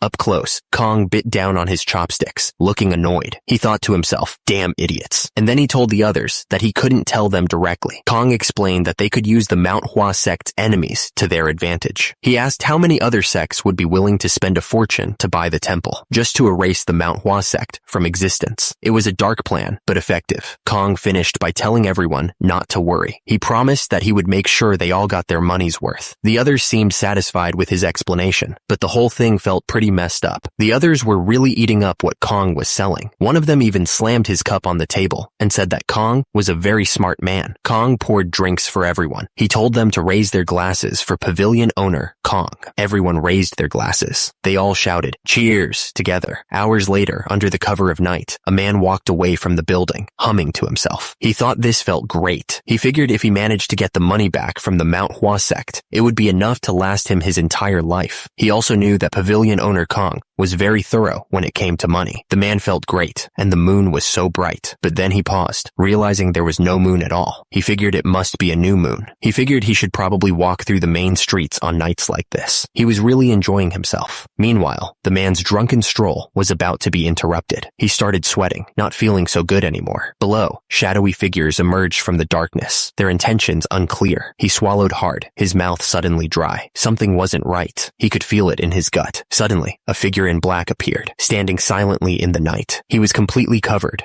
like a ninja from the stories. Suddenly, a voice called out, stopping him in his tracks. The figure in black looked up, startled by the sudden shout. The man stared at the burglar, completely thrown off by his outfit. He thought the guy looked like he'd walked straight out of a drawing, and he was also way too small. The man wondered if burglars usually wore such obvious clothes. He thought it was annoying that they were basically advertising their job to the entire world. Below, he asked the burglar if that was actually what he was. The burglar looked up, listening carefully. He said he wasn't interested in money. He just needed some answers, and he'd let him go unharmed. The man looked back at the burglar, a bit annoyed. He said it wasn't like he wanted to answer, but he didn't really have a choice. The burglar smirked, letting the man know that he had quite a few friends with him, you see. He seemed pretty confident, like he had everything under control. He went on to say that they didn't even let him walk around alone. Turns out, a whole group of men were standing behind him, all wearing similar hats and dark clothes. Someone watching nearby figured they must be high-class bodyguards. The guy's eyes were sharp, like he was ready to jump into action at any moment. One of the men wondered what they should do. He even suggested killing him, but another guy in the group thought they should at least hear him out and then capture him, making sure he could still talk. The burglar spoke up again, saying he wasn't a fan of violent scenes. At that moment, I was wondering what he was planning, since he was the one who broke in here in the first place. The man in green robes looked around, reacting to the sound he had just heard. He mumbled, "That's right." He suddenly yelled out, letting everyone know that the last hit seemed a bit too much. As a result, the face of one of the attackers was shown. The man in green robes stood over the burglar, looking down at him. He questioned if the others were listening when he told them to make sure the guy could at least talk. The man looked surprised, as if he hadn't realized the burglar was in such bad shape. He asked, "Oh, is that so?" The ninja stood over the bodies of the men who had attacked the Manhwa sect. It was a brutal scene, with bodies scattered everywhere. The man in green robes thought that people really needed to understand what others said to them, but there were some who just refused to do so,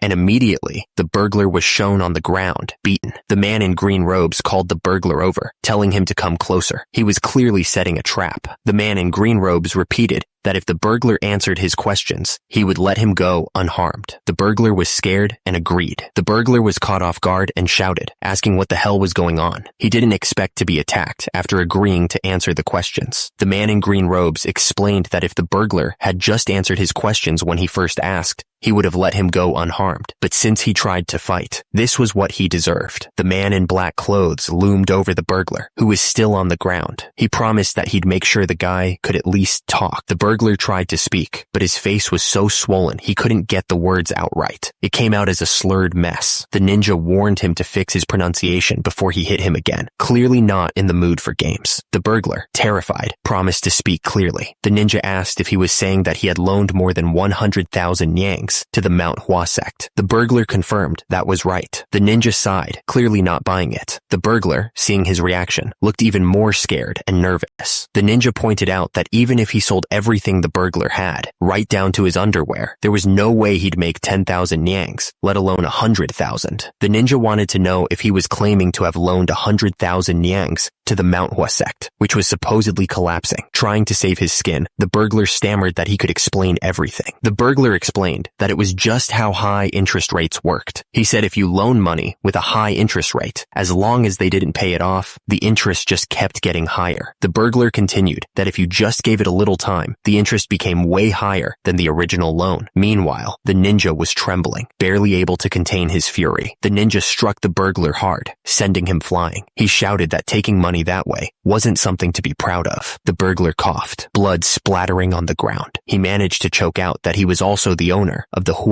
fabric shop. He barely whispered, "Yes, sir." The ninja pressed the burglar, wanting to know when he had bought the fabric shop. The burglar stammered, pretending he didn't understand the question. The burglar insisted that his family had owned the fabric shop for generations, but the ninja didn't buy it, declaring that there was no way that was the case. The ninja explained that the fabric shop was one of the businesses of the Manhwa sect. He added that all the best businesses in the prefecture originally belonged to them, and that the development of the whole area was all due to the sect. The ninja continued that they had left the actual management to stand-in representatives, but those scumbags must have taken the opportunity to take over the businesses while the Manhwa sect was collapsing. The burglar interrupted, asking why he was being hit. The ninja looked absolutely furious. He yelled that the burglar was a scoundrel and prepared to strike him again. The ninja stood firmly, ready to fight. He couldn't believe he had been caught off guard like that. The burglar was furious. Judging from his skills, he doubted the ninja was just some nobody, so he demanded that he identify himself. At that moment, Jung Bin declared that he was the escort warrior, Jung Bin. He was sure the burglar must have heard of him. The ninja paused, tilting his head. He apologized, saying he wasn't really knowledgeable in those kinds of things, but he asked why Jung Bin wanted to know his identity. Jung Bin explained that he should at least know the identity of those who would die by his blade. He asked if the ninja didn't remember getting knocked out after he hit him just a few moments ago. Jung Bin was absolutely furious, calling the ninja an arrogant scumbag, and immediately he grabbed his sword, ready to attack. Jung Bin charged forward, ready to strike. He yelled at the ninja to brace himself. Jung Bin was confident, announcing himself as the escort warrior, Jung Bin. He was sure the ninja would soon fall before him. The ninja looked down, thinking that Jung Bin was definitely stronger than him in terms of pure strength. His inner strength, physical strength, and speed were incomparable to Jung Bin's. But despite that, the ninja didn't believe that made him weaker than Jung Bin. The ninja knew that pure strength and speed didn't define how strong one was in a fight. He was ready to use his skills to win. The ninja suddenly threw a bunch of swords into the air. They spun around like crazy, reflecting the light. The ninja and Jung Bin clashed, their swords meeting with a loud clang. The force of their blows sent shockwaves through the air. Jung Bin suddenly looked very confused. He clearly didn't understand what was happening. The ninja thought that he had the advantage because of his experience. After all, he still had his memories from when he was the Plum Blossom Sword Saint. The ninja realized that if he lacked pure strength, he just needed to borrow it from his opponent. He was ready to turn Jung Bin's power against him. The ninja kicked Jung Bin hard, sending him flying backwards, and immediately after, the ninja gripped his sword tightly, preparing for another strike. The ninja's eyes narrowed, focused, and deadly. On the other hand, Jung Bin lay on the ground, dazed and defeated. The ninja didn't even look at Jung Bin. He just told him to come back after training more. The ninja sheathed his sword, the blade sliding smoothly into its place. He was already preparing to leave. The sword clattered against the hard ground. The sound echoed in the silent space. The ninja looked down at Jung Bin, who was still lying on the ground. He suddenly realized that he needed to know something from him, but he almost forgot what it was. The ninja thought he had almost forgotten about Jung Bin. He suddenly remembered that he had accidentally revealed his sword techniques to the guy.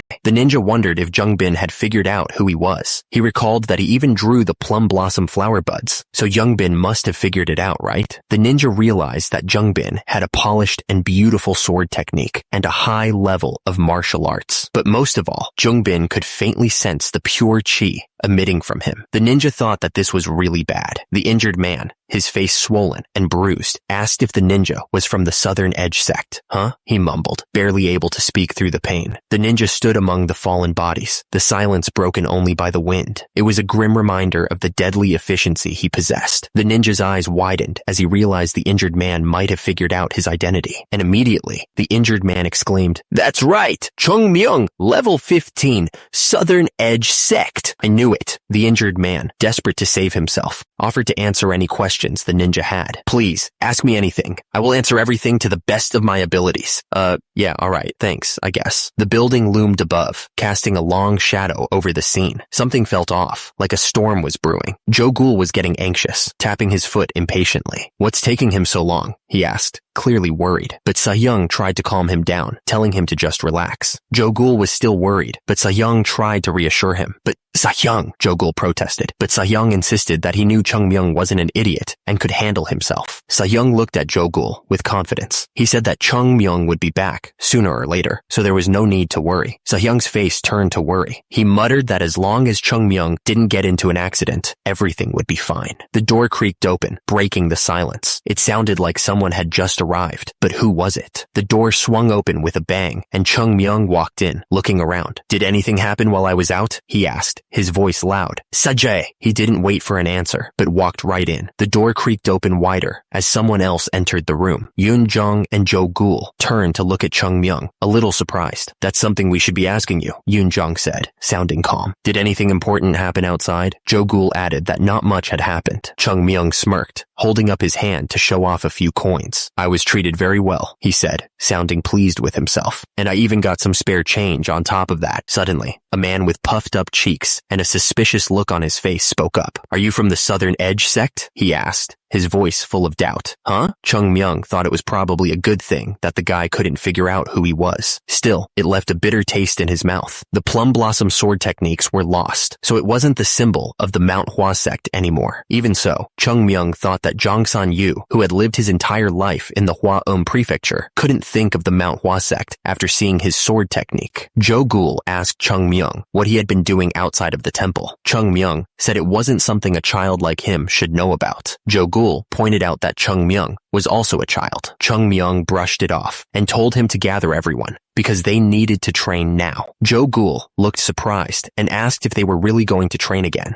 since they had just gotten back. He seemed tired already. Chung Myung, looking serious, told Sa-young to listen up carefully. He was about to make a big announcement. Chung Myung declared that, starting that day, they wouldn't miss a single day of training, no matter what. He shouted that even if the Manhwa sect fell, they wouldn't take a single day off. Joe Ghoul, all fired up, said he was ready for this and would gather everyone right away. But then Chung Myung casually said he wouldn't be participating that day because he had something else to do. Sajay pointed out that the training session was only possible when Chung Myung was there. It seemed like they relied on him way more than he let on. Joe Ghoul pointed out that they could train on their own that day, but he also mentioned that if they really wanted the other disciples to try hard, Chung Myung needed to show up too. He added they should just look at his face to see how tired he was. Then Yoon Jong said they were heading out. Joe Ghoul agreed and waved goodbye, saying they'd see him later. Chung Myung was now alone. He flopped onto the bed with a clearly exhausted. He lay there for a moment, staring at the ceiling. Then he started thinking about what he should do next, since the situation was, he remembered that the stand-in representatives had taken over the businesses. It looked like they were settling in. The account books that could have proven Manhwa sect's ownership of the businesses had been burned down by the Heavenly Demon Sect members, along with Manhwa itself. After all, there was no way any of this would have happened if the account books were still around. Chung Myung wondered if he should just assault them and wipe out all the merchants. He imagined himself doing it, cutting down the merchants in a rage. Chung Myung was lying down, thinking about the situation. He decided he shouldn't give in to violence, because everyone would think the Manhwa sect pushed a small child into wrongdoing, so he just needed an excuse. He needed an excuse for the Manhwa sect to not pay back the merchants options, and he needed evidence to prove that the businesses were originally owned by the Manhwa sect. But the problem was that Chung Myung didn't know where to find the excuses and evidence. He lay there, frustrated by the lack of options. Chung Myung was still lying there, lost in thought. The silence was only broken by the sound of his own breathing. Then it hit him. He suddenly remembered the account book. Come to think of it, he thought, I remember seeing Sahyung Jang-moon write in it a few times. He then remembered that whenever he came in, Jang-moon would hide a few volumes of the account books they had. The guy was always acting sneaky. He paused, his eyes widening. He was onto something. He could feel it. He sat up, his mind racing. Were there only a few volumes of those books? He suddenly had a bad feeling about this. Chung Myung's eyes went wide. He realized that Jang-moon must have hidden the rest of the account books somewhere else. There was no way that Manhwa sect only had a few volumes of account books when they managed so many businesses. The secret storage, which only the sect leader could enter, that's where the account books must be. Sahyung must have put them there. He'd heard a few rumors about it before. If there really was a secret storage, then its entrance was most likely inside the sect leader's residence. Chung Myung needed to think. The sect leader's residence hadn't changed from the past. It was somewhere in Manhwa, where many martial art masters resided, and was hidden somewhere close to the sect leader's residence. Chung Myung stared intently at the hills behind the sect leader's residence. That had to be it. He figured the storage must be underground. If they built it under the hills, there was no way anyone could ever figure out where it was. Chung Myung smiled, ready to start some unprecedented treasure hunting. He was gonna find those books, no matter what. He quietly slid open a window, slipping into the sect leader's residence. He had to be sneaky about this. Chung Myung jumped from the building, already apologizing to Sahyung Jang-moon in his head. After all, saving the Manhwa sect had to be his first priority, right? The ninja thought to himself that he'd hand it over to the sect leader without getting his hands on it, if he could. And immediately, he started running across the roof, heading towards his target. Meanwhile, Chung Myung was running with a stick over his shoulder, a huge smile on his face. He was gonna find those books, no matter what it took. Chung Myung thought to himself that he'd hand it over to the sect leader without getting his hands on it, if possible, that is. The mountains loomed in the distance, their peaks shrouded in mist. The air was still, and the silence was broken only by the wind whistling through the rocks. Suddenly, Chung Myung lost his footing and started falling backwards. He shouted that he was gonna die. Chung Myung sat at the bottom of the small hill, catching his breath. He muttered to himself that it might be a small hill, but it was still the same as searching an entire mountain, which was no easy task. Chung Myung looked annoyed. Even when he did it this way, it was still a pain. Chung Myung sat down and put his hands together, focusing his energy, and immediately, a blue light started glowing from his hands, swirling with power. Chung Myung focused, his hands glowing with a bright blue light. He channeled his energy, hoping this would lead him to the hidden storage room. Chung Myung watched as the beam shot out from his hands, piercing through the ground. He thought that if the energy met a large, empty space, that would be the storage room. Chung Myung stared at the ground, a question mark hanging in the air. He said that was what he thought, and he didn't know where it was, but there was no other reason for the empty space to be in the ground there. Chung Myung fell back, exhausted and frustrated. He exclaimed that he was gonna die, and it was probably not there. Chung Myung looked up, his eyes filled with determination. He decided to screw it and try one more time. Chung Myung gasped for air, his lungs burning. He wasn't gonna give up just yet. He had to try one more time. Chung Myung focused his energy again, sending a beam of light into the ground. But as the light pulsed, Chung Myung looked confused, not understanding what was happening. The beam of energy shot down into the earth, creating a ripple effect. And immediately, Chung Myung realized what it meant. He had found it. Chung Myung shouted that he had found it. And immediately, he grabbed a pickaxe, ready to dig into the ground. Chung Myung knew he needed to dig to confirm what he had found with his own eyes. With a grunt, he swung the pickaxe down, the sound echoing in the room. Chung Myung stared at the ground, his heart pounding in his chest. He could feel that he was close to finding what he'd been searching for. Chung Myung looked absolutely shocked. Bricks? He wondered if this was really Manhwa's secret storage. There was no way it could be made out of just bricks, not with all of Manhwa's treasures and account books supposedly hidden inside. He reached out and touched the bricks, feeling around the edges, and immediately, his eyes widened as he looked into the hole he had created. A grin spread spreading across his face, saying it was nice. A dark hallway stretched out before him, promising secrets and hidden treasures. Chung Myung shouted that he found the hallway that led to the secret storage. Chung Myung stared down the hallway, a mix of excitement and nervousness swirling within him. He wondered what secrets and dangers awaited him in the depths of the secret storage. Chung Myung stood in the hallway, deep in thought. He wondered if the sect leader knew about the hidden safe. If he did, that could complicate things.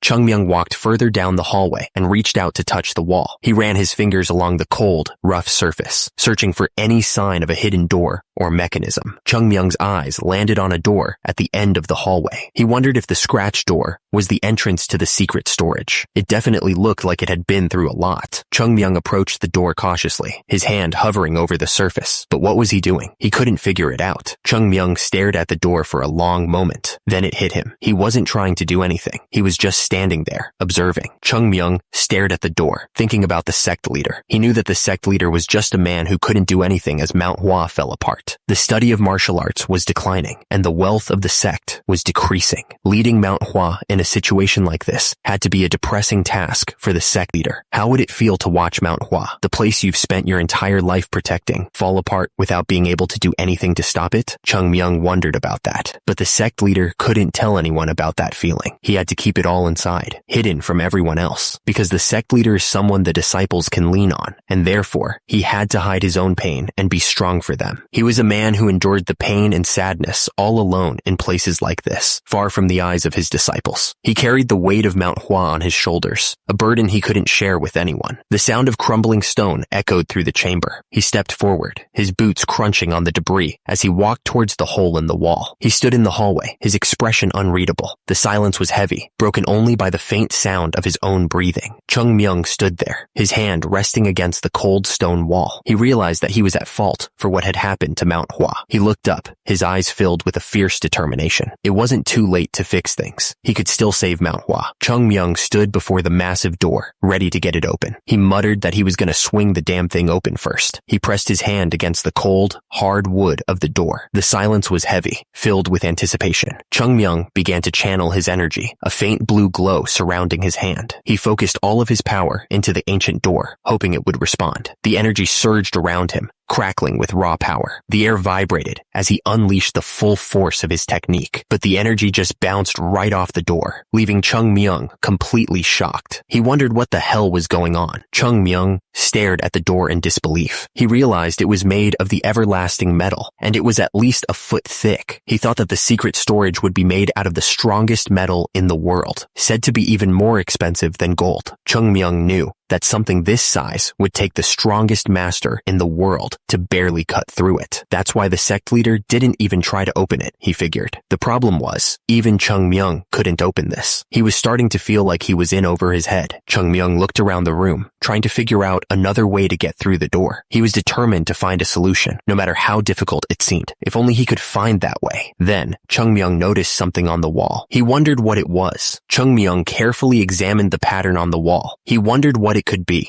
Then it hit him. Chung Myung realized that the patterns weren't just decorations. They were blade marks. Chung Myung stared intently. Some of the marks resembled the movement plum blossom sword technique. He was starting to piece things together. He looked closer. This one was the bamboo leaf sword technique, and that one was the equilibrium sword technique. Now that he knew they were blade marks, Chung Myung started to recognize them for what they were. Chung Myung's eyes widened. If these were the clues on how to open the door, he was finally on the right track. Chung Myung realized what he was dealing with. Turns out, it was the Violet Dawn fortified chi. Chung Myung planned it out. He'd follow the marks precisely, starting with the equilibrium sword technique and the bamboo leaf sword technique. Then he'd move on to the 24 movement plum blossom sword technique, and finally bring out the plum blossom sword dance. That's how he'd open the door. He wondered how anyone could make something like this. Anyway, Chung Myung felt like he got the gist of it. He could see the complex patterns of the door right in front of him. That meant there was just one problem left. Chung Myung wondered how he was supposed to perform all those techniques. It would have been no problem if it was his past self. However, now Chung Myung was nothing but a child. He could play it all in his head, but applying inner strength to his blade and instantly performing those techniques was currently impossible for him. Chung Myung realized there was still a way, but he really didn't want to do it. He could already feel the exhaustion creeping in. He focused his energy. His hands started to glow with a bright, unnatural light as he started to gather his innate, true chi.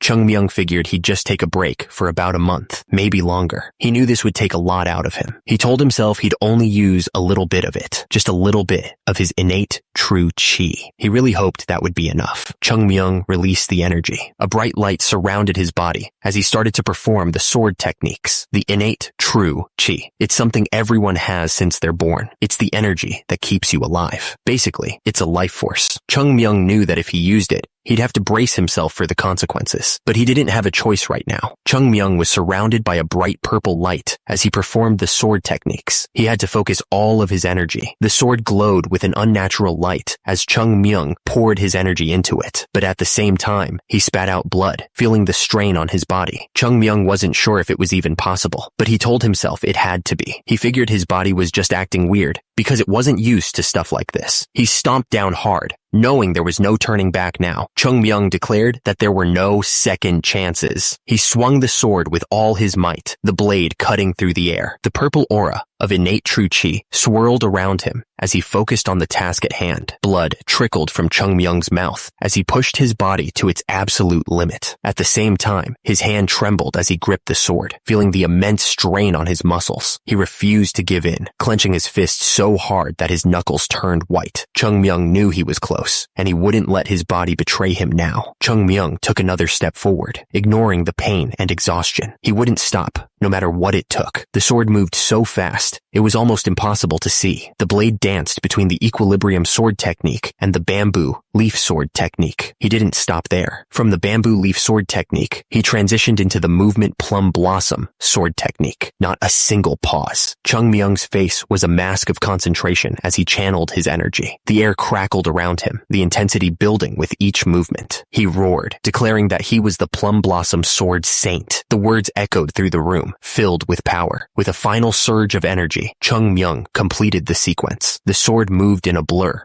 cutting through the air with incredible force. Chung Myung coughed, spitting out blood. He had pushed himself too hard, and his body was starting to feel the strain. He collapsed to the ground, panting. The residual energy from the sword technique swirled around him, a chaotic reminder of the power he had just unleashed. Blood stained the floor, each drop a testament to the effort he had put into that final strike. It was a grim reminder of what it took to unlock this secret. Chung Myung pushed himself up, his face pale and streaked with blood. Did it work? He asked, his voice hoarse with exhaustion and anticipation. He stared at the door, his heart pounding. It would be devastating if it still wasn't opened after all that, he thought to himself. The power of the sword technique began to condense, swirling into a vortex of pure energy. It was a dangerous amount of power to contain in such a small space. The energy exploded outwards, shaking the entire room, and immediately, Chung Myung was left staring blankly, totally confused by what was happening. Chung Myung's eyes widened in shock. He couldn't believe what he was seeing, his face frozen in disbelief. The sound of stone grinding against stone echoed through the chamber as the door began to crack open. Chung Myung looked up, a flicker of hope in his eyes. The door swung open, revealing the hidden chamber beyond. Chung Myung grinned, finally able to see the results of his efforts. It opened, he thought. Chung Myung's face was all puffed up as he tried to cough. He could feel blood trickling down his face, a grim reminder of the power he had just unleashed. The floor was now covered in blood, splattered everywhere from the force of the blast. It was a messy scene, to say the least. Chung Myung coughed again, more blood coming up. He was clearly in a lot of pain, his body taking a beating from using all that power. Chung Myung sat there on the floor, beat. He figured he'd be stuck in bed for at least 2 months now, not just one. Saving the Manhwa Sect was such a pain in the butt, he thought. He slowly got to his feet, ignoring the pain, and as he stood up, Chung Myung gripped his sword tightly, ready to face whatever was next. Chung Myung wiped the blood from his mouth. His eyes narrowed with determination. He wasn't about to let a little pain stop him from getting to the bottom of this. Chung Myung glanced down, a glint of curiosity in his eyes. He wondered what kind of secrets Seung Jongmun had been hiding all this time. Shall I take a look at what Seung Jongmun's been hiding? He thought. Chung Myung didn't hesitate. He gathered all his power and slammed it into the door, the force causing cracks to appear all around it. The entire structure shook as he forced it open. Chung Myung stepped into the room. The air was thick with the scent of old paper and dust, a stark contrast to the chaos he had just left behind. Chung Myung looked around, but there were only 3 bookshelves. It's smaller than I thought, he muttered, clearly disappointed. Chung Myung figured it made sense, though. He thought that making a huge safe out of everlasting metal would only be possible for the greatest sect in the world. Chung Myung remembered how Sa-young kept complaining about how they had no money. He guessed Sa-young had used all of it to make this storage room. Chung Myung reached out and grabbed a book, his eyes widening in surprise. What the hell was this? Chung Myung's eyes lit up as he held the books. He shouted that he had found them, the account books of the Manhwa sect. The pages were filled with meticulous records. It looked like Sa-young had even made copies of the originals from the Finance and Economy Agency. Such a thorough man. This would definitely do.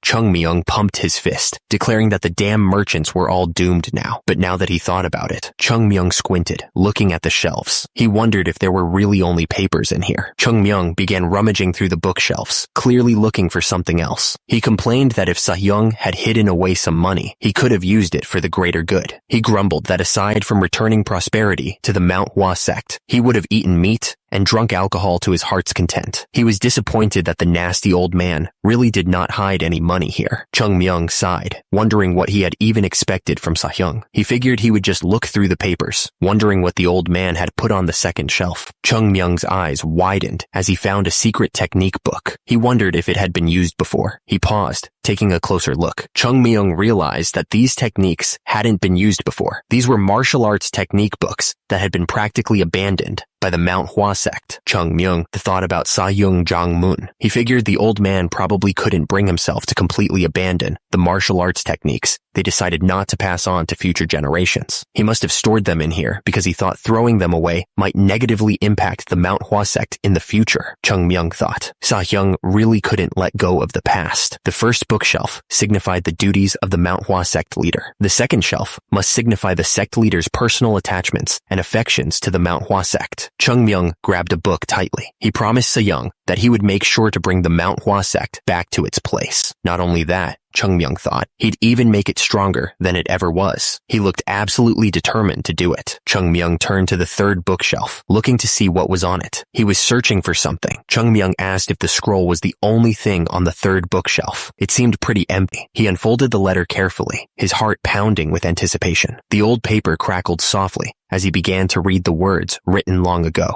Chung Myung looked up, surprised. The letter was from the sect leader. He continued reading, his eyes scanning the ancient script. If anyone was reading this right now, it meant the next generation sect leader had been decided. He turned the page, his expression thoughtful. The sect leader humbly left his words in this letter. The role of the Manhwa sect leader wasn't simply to lead the Manhwa sect. If the reader was already a sect leader, they surely must know this already. The letter went on to say that those who truly lead the Manhwa sect are none other than its own disciples, the children who would grow to carry its legacy. He could almost see the sect leader carefully writing these words, each stroke filled with the weight of responsibility. The sect leader continued, saying that the job of anyone leading the sect was simply to protect and motivate the disciples. They needed to ensure everyone could chase their dreams, nothing less. The letter stated that the Manhwa sect was just the Manhwa sect. It was full of a will and spirit that no one could ever control or lead. Whether it was on the rise or in decline, the Manhwa sect would always be itself, the letter said. It was a promise and a warning all in one. The sect leader's final words were about ensuring the will of the Manhwa sect was passed on to future generations, unchanged. The key to that was fostering those future generations and continuing their legacy. The letter spoke of a great responsibility left behind by the writer, a duty passed down from ancestor to successor.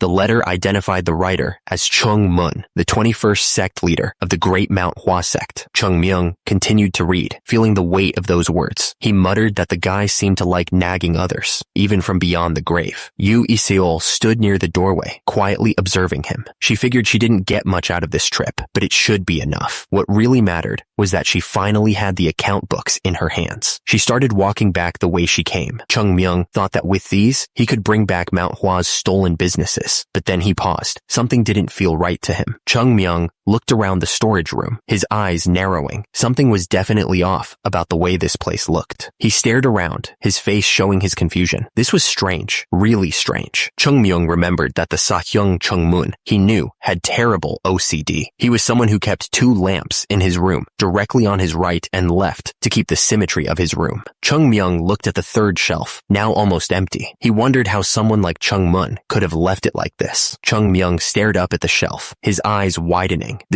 Suddenly, a hand reached out and pushed the shelf hard. Chung Myung gritted his teeth and shoved against the shelf, putting his weight into it. There definitely is something special about this shelf. The shelf groaned under the force, wood splintering. Chung Myung finally managed to shove the shelf aside, revealing a hidden room behind it. Dust billowed out as he stepped inside. Chung Myung knew he was right about this door, and immediately, he saw that there was something inside. The room glowed with a golden light, like something out of a fairy tale, and Chung Myung finally got inside. He ended up witnessing something incredible. Piles and piles of golden bars. It was insane. And there were the swords, the most precious swords, all perfectly organized and lined up. There were also gems and secret technique books piled everywhere. Chung Myung spotted a cat's eye stone and couldn't believe his luck. Chung Myung started laughing like a total maniac. He was enjoying every second of this. He shouted that he was finally rich. He was going to make sure to bring the Manhwa sect back to its former glory. It was morning already. Someone noticed the sun coming up. It must have been the start of a delightful day for some people, but Hyunjong couldn't help but resent it. He was staring out at the rising sun, but couldn't bring himself to feel any joy. There were only 5 days remaining until the promised appointment with the pavilion owner Kong. Hyunjong knew that if he failed, the Manhwa sect would be done for. Suddenly, someone yelled out, calling for the sect leader. The shout echoed through the halls, filled with panic. Hyunjong asked Eungum what was going on, but Eungum was so nervous that he could barely get the words out. Eungum said that he would tell him all the details once they got there. He insisted that the sect leader had to go see it for himself right away. It was that important. Hyunjong looked confused and asked where he had to go. He didn't understand why he was being rushed like this. Hyunjong figured that it must be something really important if Eungum was acting this desperate. He told him to lead the way, deciding to trust his judgment. Eungum agreed immediately. They rushed through the forest, pushing past the trees. The wind whistled in their ears as they moved faster and faster. Hyunjong suddenly stopped and looked down the hill. As a result, his eyes went wide with disbelief at the sight below. Hyunjong rushed forward, seeing all the disciples lying on the ground, knocked out. He asked Eungum what the hell had happened to the kids. He recalled they were just doing some extra training this morning. The sound of footsteps echoed through the forest. They were getting closer to their destination, and fast. We're almost there. The sect leader could sense something was wrong. He yelled out, demanding to know where Chung Myung was. Below, the sect leader's face was full of panic. Hyunjong kept shouting, desperate to find the kid. Where are you, Chung Myung? Chung Myung looked back at them, his voice calm. He simply said, I am here. Hyunjong was completely stunned. He started to ask why Chung Myung was standing there, looking worn out. The sect leader demanded to know what the hell had happened to him. Chung Myung insisted that the sect leader take a look at something first, saying it was very important. But Hyunjong wouldn't hear of it, saying that Chung Myung's condition seemed more important. Hyunjong looked at Chung Myung with concern, but his curiosity was getting the better of him. He wondered what could possibly be of such importance. Suddenly, the entire area was filled with a blinding light. The sect leader squinted, trying to figure out what was going on.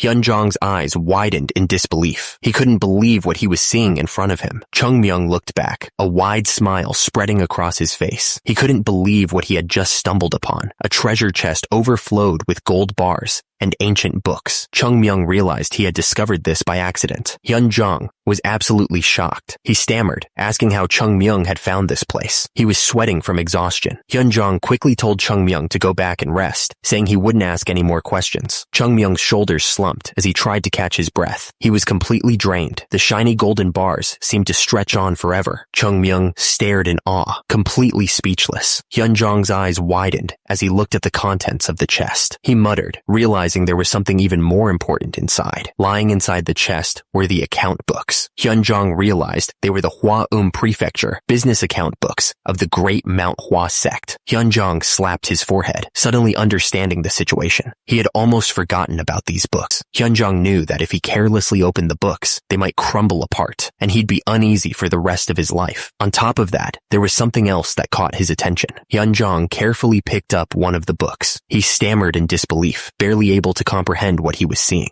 Hyunjong's eyes went wide as he read the words in the book. He couldn't believe what he was seeing. The shock of what he was reading was too much for Hyunjong. He fell backwards, overwhelmed. 2 members of the sect saw Hyunjong fall. They ran towards him immediately, shouting for their sect leader. Hyunjong looked up, dazed. He mumbled something unintelligible. Hyunjong finally managed to get the words out. He announced that these were the 7 Plum Blossoms Sword Technique records. Hyunjong suddenly sat up in his bed. He looked around, clearly disturbed by something. Someone shouted, asking if they had brought the chest with them. He was relieved that the sect leader was awake, and immediately demanded that Hyunyoung, the leader of the Finance and Economy Agency, be brought to Hyunjong. The person stared intently at the book. He seemed shocked by what he was reading. Hyunyoung declared that they were all real, confirming the authenticity of the items. Hyunjong asked if he was sure. The other man confirmed that he was completely sure. He added that he had also secured the verification documents that were under the treasures. Hyunyoung held up the documents, explaining that they were from the government itself. He said that with these, they could not only prove that the account books were real, but also, Hyunyoung continued, saying that they could immediately bring back the businesses of the Taihua Pavilion and the Hua Prefecture, which had originally been under the Manhwa sect. He added that the treasures that came with these documents easily exceeded 100,000 nyangs. Hyunyoung sighed in relief, clearly overcome with emotion. He said that it was a relief and that there was only good news. The room fell silent as everyone took in the news. The implications of this discovery were starting to sink in, and a sense of hope filled the air. Someone thought about that kid, Chung Myung, to think that the decision to accept him would bring them such prosperity.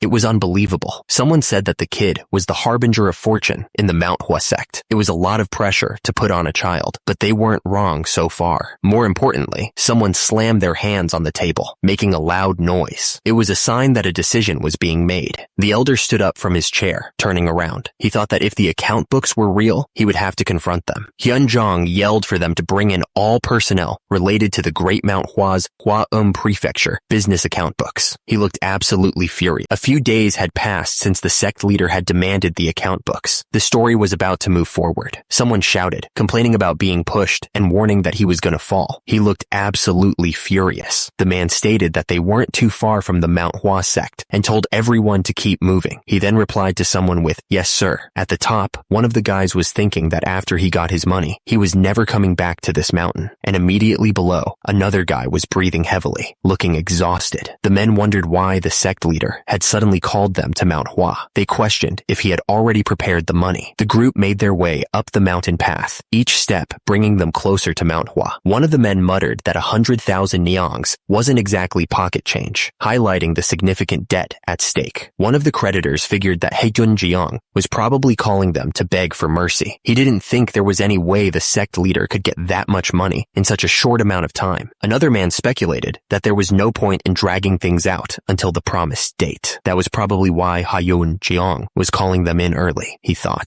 One of the creditors scoffed, saying that the sect leader made them come and go as he wished just to beg from them. He added that he'd never seen such a shameless debtor. But another man told him to refrain from speaking of him with such harsh words, even though Hyunjong was currently going through financial difficulties. The shop owner Yu looked anxious, wondering if it was possible that they weren't going to get their money back after all. He looked really concerned. The group of people walked up the mountain. One of them pointed out that the fact that someone from the Southern Edge sect came to this area made it obvious that many people were interested in Manhwa's temple. One of them was really excited about the money. He figured that if he got 5,000 nyangs today, like he was supposed to, he wouldn't have to work for the rest of his life. He wouldn't have to keep running his shop. The group gathered at the entrance to the building. They looked nervous as they waited to go inside. The group stood silently. The tension in the air was so thick you could cut it with a knife. They were all clearly nervous about what was about to happen. When the merchants reached the gates, they all felt conflicted about bringing down the Manhwa sect with their own hands. The sect had been the protector of the Hua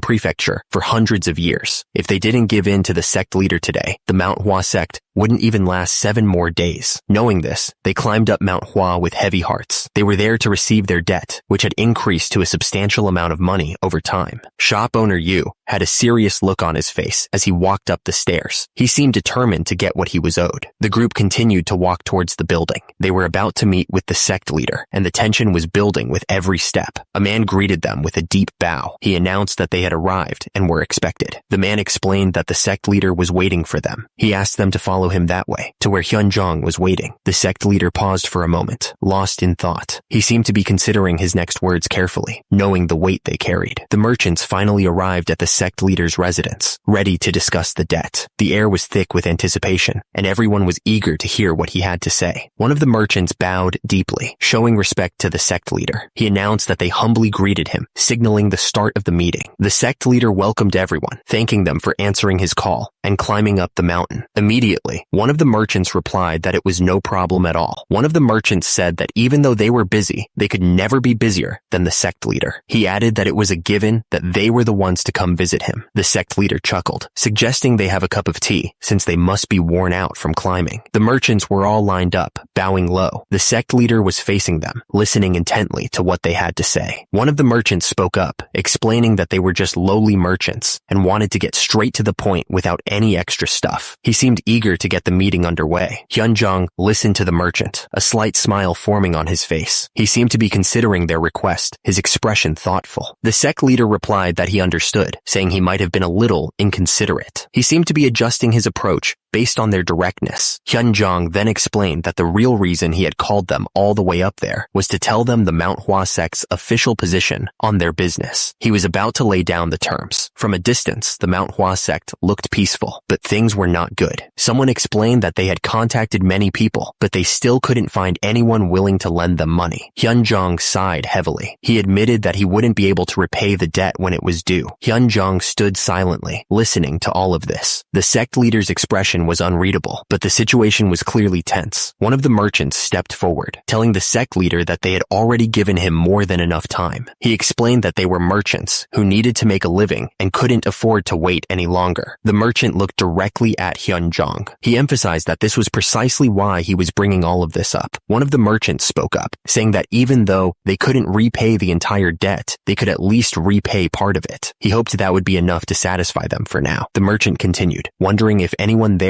would be willing to delay the repayment date. He was clearly hoping for someone to show them some mercy. Another one of the merchants pleaded with them to do the Manhwa sect a favor and show them some mercy. He bowed deeply, hoping to sway their decision. The atmosphere in the room was getting weird. Down below, one of the merchants looked nervous and uncertain. The narrator said that the atmosphere had started to flow in a strange direction. Everyone was on edge, waiting to see what would happen next. The group of merchants stood outside, waiting. The person in front of them was thinking hard, trying to figure out what to do next. The person watching thinks to himself, wondering if that's how Hyunjong is handling things. He looked a little surprised, as if he hadn't expected this. He still didn't understand what was going on. The guy looked completely lost in thought. He wondered if Hyunjong was trying to push the merchants into a corner, or if he was just being nice. It could honestly be either one, he thought. But one thing he knew for sure was that Hyunjong wasn't as simple as he looked. The guy seemed deep in thought. The most important thing a sect leader needs is to be calm. The scene then shifts to a building. Even though the Manhwa sect is a place where many Taoists live, martial arts are the base of the sect. So, making smart choices should come naturally, especially for the sect leader. The back of a man's head is shown. Does Hyunjong have what it takes to be a good sect leader? The man stared intensely. Hyunjong explained that he had already said he couldn't give them any more time. He asked them not to misunderstand him. The merchant clarified that he wasn't just talking to pavilion owner Kong. He seemed serious about whatever he was saying. Hyunjong explained that even though the Manhwa sect owes 100,000 nyangs, he owes a unique amount to everyone there. He was trying to be reasonable. Hyunjong paused for a second. He seemed to be thinking about what to say next. Hyunjong then asked if anyone would be kind enough to let them delay the repayment date. The sect leader was trying to appeal to their good nature. The man thought that Hyunjong was resorting to pitiful trickery. He looked annoyed. The man asked if that meant Hyunjong was able to immediately repay those who refused to comply with his request. He seemed to be calling calling Hyunjong's bluff. Hyunjong explained that even though the Manhwa sect has decayed significantly compared to the past, that didn't mean they had nowhere to turn. He added that even though they couldn't prepare the entire 100,000 neongs, they could prepare a portion of it. He was trying to sound confident. Hyunjong then pleaded with them. He promised that in the name of the Manhwa sect, they would make sure to repay the debt of those who were willing to show mercy on them today. He looked desperate. One of the merchants spoke up, questioning if Hyunjong even knew what he was talking about. He asked if it meant that if they delayed the repayment date, he would repay them in the future. The merchant looked skeptical. Hyunjong confirmed that was precisely so.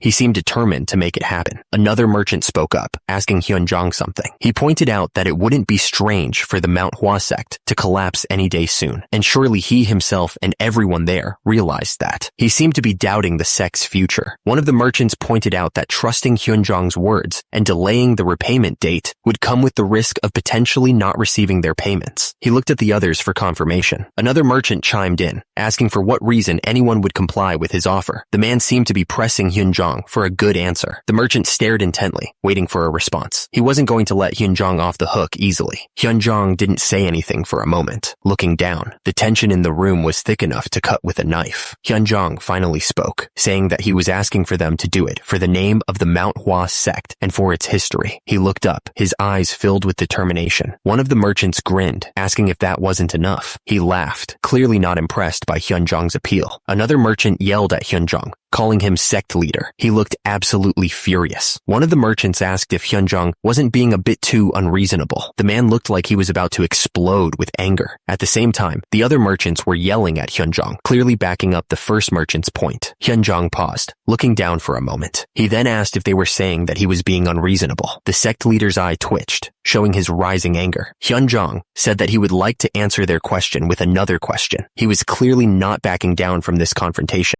Hyunjong asked what the Manhwa sect meant to everyone there. He continued, questioning if the name and history of the Manhwa sect carried any value at all. The sect leader continued, questioning who would dare to treat the name of the Manhwa sect lightly. He pressed on, asking who would dare to dismiss its history. Hyunjong explained that they may have weakened over the years, but the Manhwa sect had always been with the Hwa prefecture this entire time. He added that the Manhwa sect had passed on its energy and spirit over the generations and continuously shared it throughout the entire prefecture. Hyunjong continued, saying that he would like to humbly ask of them something. Meanwhile, one of the merchants looked down, seemingly contemplating something. Hyunjong asked them to reflect on what the Manhwa sect meant to them. The merchants looked at each other, seemingly unsure of what to say. Hyunjong spoke up, saying that he would like to suggest something to everyone there. He looked around, waiting for everyone to pay attention to what he had to say. Hyunjong gestured, directing people to move to one side. He then told everyone that those who were willing to personally delay the repayment date should stand over there. Hyunjong continued, telling everyone that those who were not willing to delay should stay standing where they were. The atmosphere was tense, with everyone unsure of what to do. Hyunjong then warned that everyone was responsible for their own actions. He wanted to make sure everyone understood the risks involved. Hyunjong added, clarifying that those who decided to delay the repayment date would not be protected by the Merchant Alliance. The sect leader emphasized that this was the case even if they ended up not receiving their payments. The speaker told everyone to choose where they wanted to stand. He looked around, waiting for them to make their decisions. The tension in the air was thick as everyone considered their options. The merchants started murmuring among themselves, clearly unsure of what to do. They looked at each other, trying to gauge what the others were thinking. At the same time, another group of merchants also mumbled, hesitant to make a decision. The merchants were still unsure, not knowing what to do. The air was thick with uncertainty. But below, a man smirked, clearly pleased with how things were going. Someone spoke up, saying, "Look at what we have here, sect leader." The speaker seemed amused by the situation. The man opened his arms wide, gesturing to the crowd. He pointed out that no one was willing to personally delay the repayment. The merchant clicked his tongue, clearly disappointed. Shop owner Yu walked away from the group, and immediately, someone asked if that was shop owner Yu. Hyunjong stared intensely. He seemed to be thinking about something. Someone shouted at shop owner Yu, asking what he thought he was doing. The others watched with anticipation. Shop owner Yu asked them not to look at him like that. He admitted that he knew he was doing something stupid, but he had something to say. The sect leader looked on, waiting to hear what he had to say. Pavilion owner Kong told them that he wasn't from the Hwa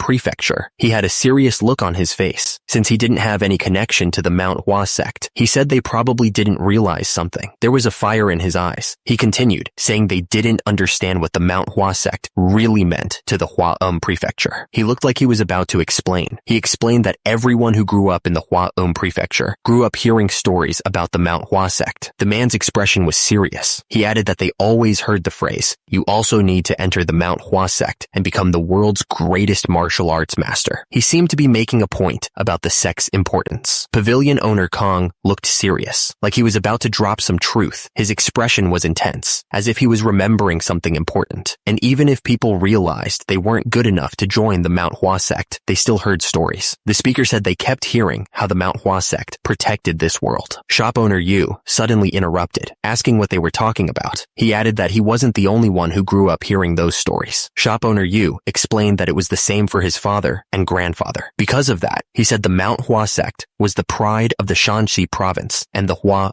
prefecture. Shop owner Yu warned that if they left after taking the money, it would be over for them. He said there were many places like Hangzhou City where they could spend their money. Shop owner Yu wondered where he would even go with the money he got. He had lived his whole life in the Hua prefecture. He asked if they were giving up such a large sum of money for something so small. Hyunjong told him he would regret his choice. He seemed confident in his words, like he knew something they didn't. Shop owner Yu admitted that he had only looked forward to getting his money and not having to work ever again. He looked conflicted, like he was having second thoughts. Shop owner Yu was thinking that he must have gone crazy to say such things. He seemed to be struggling with his decision. At the same time, his fist clenched tightly, showing his inner turmoil. Shop owner Yu trailed off, lost in thought. It was clear he was wrestling with something important. Shop owner Yu stepped forward, addressing the group. He said that he already made enough money to live comfortably. He seemed pretty confident in his position. Shop owner Yu continued, making his point clear. He added that even if he didn't get the money, he could just see it as a small regret. The shop owner seemed determined to stand his ground. Shop owner Yu then declared that he would regret causing the Manhwa sect to fall apart. He said he would feel that regret until his dying breath, even if he got a ton of money. The man seemed to be speaking from the heart. Shop owner Yu looked up, his expression firm. He stated that he didn't want to live a life filled with that kind of regret. It was clear that he had made up his mind. Hyunjong smiled slightly, listening to the man's words. He told shop owner Yu to do as he pleased. The sect leader said it wouldn't change anything if just one person decided not to take the money. The man's face was shown in a close-up. He asked who said there was only one person. He seemed to be hinting that more people would refuse to take the money. As he spoke, a group of people walked down the hallway. The sound of their footsteps echoed through the building. They were heading towards where Hyunjong was. The group of people stood together, wearing serious expressions. At the same time, one of the men looked up, a question mark floating above his head, clearly surprised by something. Hyunjong stood tall, his expression unreadable, as he faced the people before him. The sect leader was flanked by two individuals, their faces partially obscured, adding to the tension in the room. Hyunjong closed his eyes, a deep breath escaping his lips. The sect leader seemed to be steeling himself, bracing for whatever was about to happen. The man in green looked at the others and said that he was plenty satisfied with the fact that there were still those who held a meaningful connection to the Manhwa sect. He looked hopeful that they could come to an agreement. Hyunjong called out to Onam to bring it there right away. Onam agreed immediately, acknowledging the sect leader's command. A box filled with books was placed on the ground with a thud. The sound echoed slightly in the room. The books were old and worn, but they were neatly stacked. Someone gasped, realizing what they were looking at. Someone recognized them as the business account books of the Hua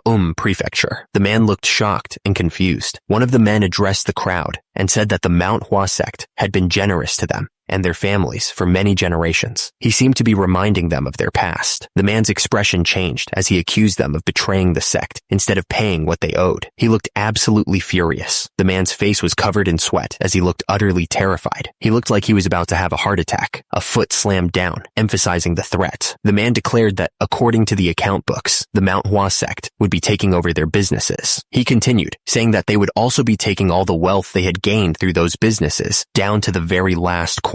The merchants looked stunned as the man walked. One of the men shouted at the sect leader, demanding what he was talking about. The crowd looked on, waiting for an explanation. Another man stepped forward, accusing the sect leader of taking over all the businesses. He said it was just as he had predicted. Another man told the sect leader that his joke had gone too far. He looked serious, not finding any humor in the situation. The Sect leader replied that it was a shame that they thought he would have the time to joke around with them. He looked annoyed by their accusations. Another voice spoke, but the Sect leader cut him off. He slammed his hand down on some papers, looking absolutely furious. The man looked at the account books in his hands. He asked how they could prove that the account books were real. The speaker looked at the group of people. He asked if they were saying that the Manhwa sect had forged the evidence, adding that he was sure the Manhwa sect would never do that. The Sect leader spoke to the man, trying to reason with him. He asked how he could be so sure that he wasn't being tricked by what were presumably fake account books. The man listened to the sect leader's words. He replied that he understood where he was coming from. The sect leader ordered Unam A to bring the leader of the finance and economy agency to him. Unam replied that he would. Sect leader. The man looked closely, thinking about the account books. He said the validity of the account books was something they had to consider. Hyun Young agreed with the man. He said that it was certainly something they had to take into account. Another man chimed in, agreeing with Hyun Young. He added that even the leader of the finance and economy agency agreed, saying it was as expected of pavilion owner Kong. But the man with long hair paused, turning to look back at the group. He seemed to be thinking hard, then said, "However," the man continued, looking down thoughtfully. He explained that since they had expected something like this to happen, Hyun Young raised his hand, explaining that they had already sent half of the account books to the Hua prefectural office to get them appraised. He seemed confident that this would solve the problem, but another man looked absolutely furious. He shouted that this was insane, clearly not happy with the situation. The realization hit everyone at once. They had been tricked, and it was clear this was a big problem. The text explained that if the government soldiers started taking over the businesses while they were away, they wouldn't be able to stop it. As a result, the merchants would lose everything. The text revealed the sect leader's plan. Calling them there was a trick to make them leave the market. The crowd realized they had fallen into a trap and looked worried about what would happen next. The text emphasized that 2 days was more than enough time to check the account books that they had sent away. It was a race against time. The man realized they had only sent half the books, and the ones in the chest must have already been checked. He looked shocked by this realization. The text stated that the government soldiers were waiting for them to leave so they could take over the businesses. The man looked absolutely furious as he realized the implications. Someone shouted for the SEC leader, clearly upset about everything. The SECT leader immediately yelled back, telling the man to lower his voice. He said that the man had no right to raise his voice at him. The SECT leader addressed the crowd, saying that true friendship comes from helping each other when they're in need. He looked confident as he spoke to the crowd. The men looked worried, and the SEC leader continued. He stated that there was no need to help those who had betrayed them when they needed help. The men looked even more nervous after hearing that. The SECT leader told them to head back immediately. He added that everything would be over once they arrived in the Hua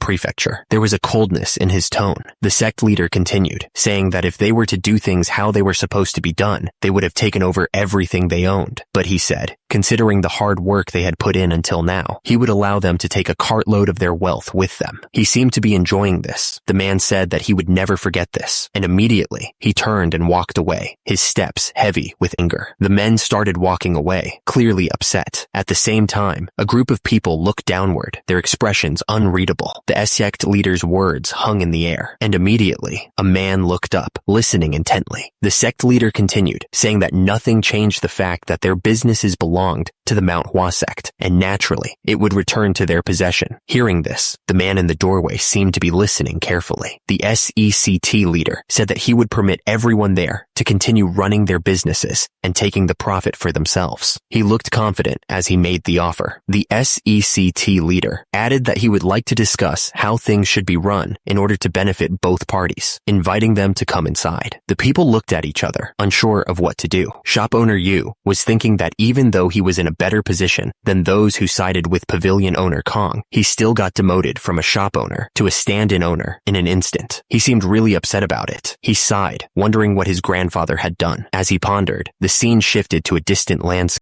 up. Meanwhile, a man suddenly shouted, asking what was going on and who told Hyunjong that he could give away a cartload of their wealth. He looked absolutely furious. He continued yelling, asking who Hyunjong thought he was to give away a portion of the Manhwa sect's wealth. The man's anger was palpable. At the top, people were pulling carts looking normal. However, down below, Hyunjong looked furious. The soldiers explained that after they climbed down Manhwa, all of the businesses were taken over by the government soldiers. They added that if it wasn't for the sect leader's request, they would have lost everything. A man looked up, yelling Pavilion Owner Kong's name. He regretted listening to that scumbag. Another man yelled Pavilion Owner Kong's name. He asked what they were supposed to do now. The man demanded that Pavilion Owner Kong say something. He reminded Kong that he had told them to trust him. At the same time, a cartwheel was shown. The man looked furious and asked if he was being blamed for everything. He seemed ready to explode. The man denied blaming him for anything. He stammered, trying to explain himself, and immediately, someone slammed a stick on the ground, making everyone jump. The man in red told everyone there was no need to get worked up. He said they would only be in this position temporarily. He then asked how those account books could possibly be real. The man yelled that those were fakes. He insisted that the sect leader had forged them. One of the guys pointed out that the prefectural office had validated them. He added that he had taken a peek at the contents, and they all seemed legit. The man in the red robe was clearly upset. He said they probably set the whole thing up with the representative from the prefecture. He looked like he was about to explode with anger. The man's face was red with fury. He told everyone to head to Luoyang City for now. He looked determined to take action. The man clenched his fist tightly, veins popping out. He declared that if they were using authorities to push them down, they would have to oppose them with even bigger authorities. He was clearly not backing down. The man scoffed, calling it garbage. He was clearly frustrated with the situation. Everyone else looked just as annoyed. Meanwhile, someone dressed in all black was lurking in the forest. The figure seemed to be watching and listening carefully. The air was thick with tension. The man in the red robe asked if the figure in black was the one who had been speaking. He was interrupted by someone coughing nearby.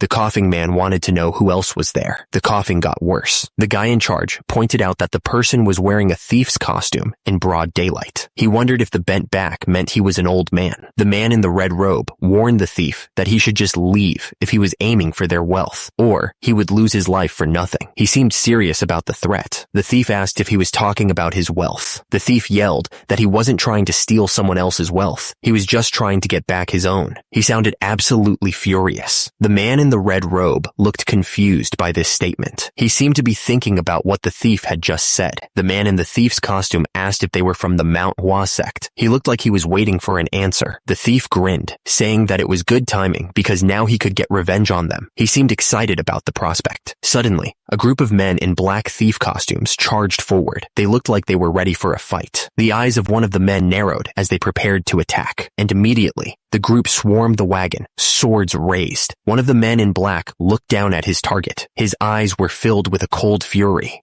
The thief moved with incredible speed. The air cracked as he swung his weapon. The thief lunged forward, sword raised. The other man barely managed to block the attack. The thief didn't give him any room to breathe, and immediately, he followed up with a brutal punch. The force of the blow was intense. It sent shockwaves through the air. The other thieves joined in the attack all at once. Beams of light flashed as they tried to overwhelm their target. The thief moved with incredible speed. He was ready to attack. At the same time, the other man stood his ground, waiting for the right moment to strike back. The thief stood over the bodies of his defeated opponents. He warned that they didn't realize what they were up against. The man with the beard spoke with a menacing tone. He said that no one had ever defied him and lived to tell the tale. The man started sweating, realizing the strength of his opponent. He ordered his useless subordinates to back off. They were groaning on the ground. The man wondered where someone like the thief had been all this time. He added that if he had stepped in earlier, the Manhwa sect wouldn't have fallen so far. The man stepped forward, ready to fight. He warned that the thief had picked the wrong time to interfere. The thief was ready to fight. He declared that he would kill the man and send his body back to the Manhwa sect as a warning.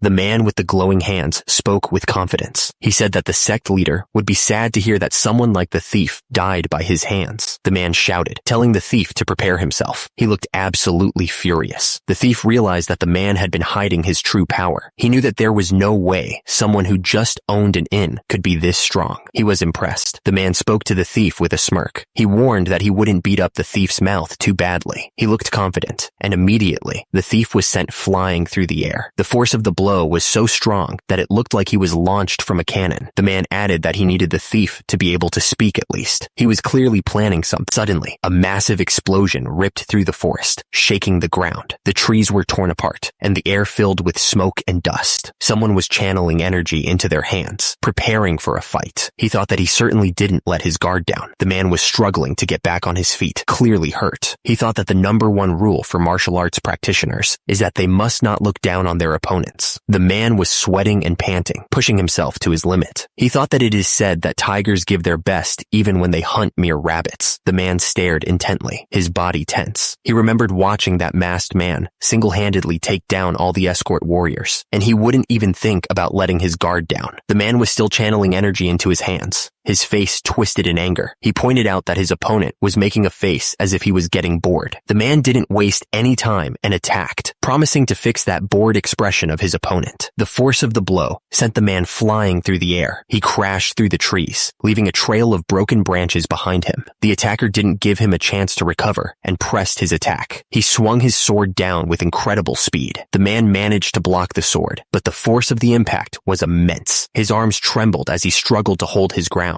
Raw energy surged around the man's hands, crackling like lightning. It was a terrifying display of power, like he was about to tear the world apart. The man in red gritted his teeth and screamed as the energy started to backfire. He looked like he was in serious pain. The man in red groaned, explaining that his arm got blocked before he could extend it. He felt the inner energy that had gathered up in his arm refluxing, causing him pain. The masked man watched him struggle and said that he was a slowpoke. He recommended that he stop trying. The man in red looked up, his face contorted in pain as he heard a warning. The masked man told him that his fingers would be the ones to break first if he kept trying. The masked man gathered energy under his feet. The power crackled, ready to be unleashed in a devastating attack. The masked man unleashed a spinning kick. It was a revolving kick, charged with immense power. The kick sent the masked man flying through the air at an incredible speed. He moved like a blur. The masked man's kick landed squarely on the man in red, sending him flying. The man in red was shocked, barely able to say, The man in red crashed to the ground, defeated. He coughed, struggling to get back on his feet. The man in red screamed as he gathered all his energy into his hand. The power crackled around him, ready to explode. The masked man stood over the man in red, completely calm. He warned that he had already told him his fingers would be the first to break. The man in red thought to himself, is he fast? He knew the answer was definitely not. The man in red looked at his own trembling hand. Then is he strong? He knew that the answer was definitely not. The man in red realized the masked man was certainly neither fast nor strong. So how was he losing so badly? The man in red looked at the masked man, thinking he looked weak. He thought that just judging by his looks, he could take on 10 like him at once. But the moment he tried to strike, the masked man was already moving. The attacker was sent flying from a kick, realizing he couldn't land a single hit on his enemy. Lying on the ground, the man in red tried to figure out what was going on. Even though the masked man was slow, he moved with perfect timing, direction, and distance, making no wasted moves.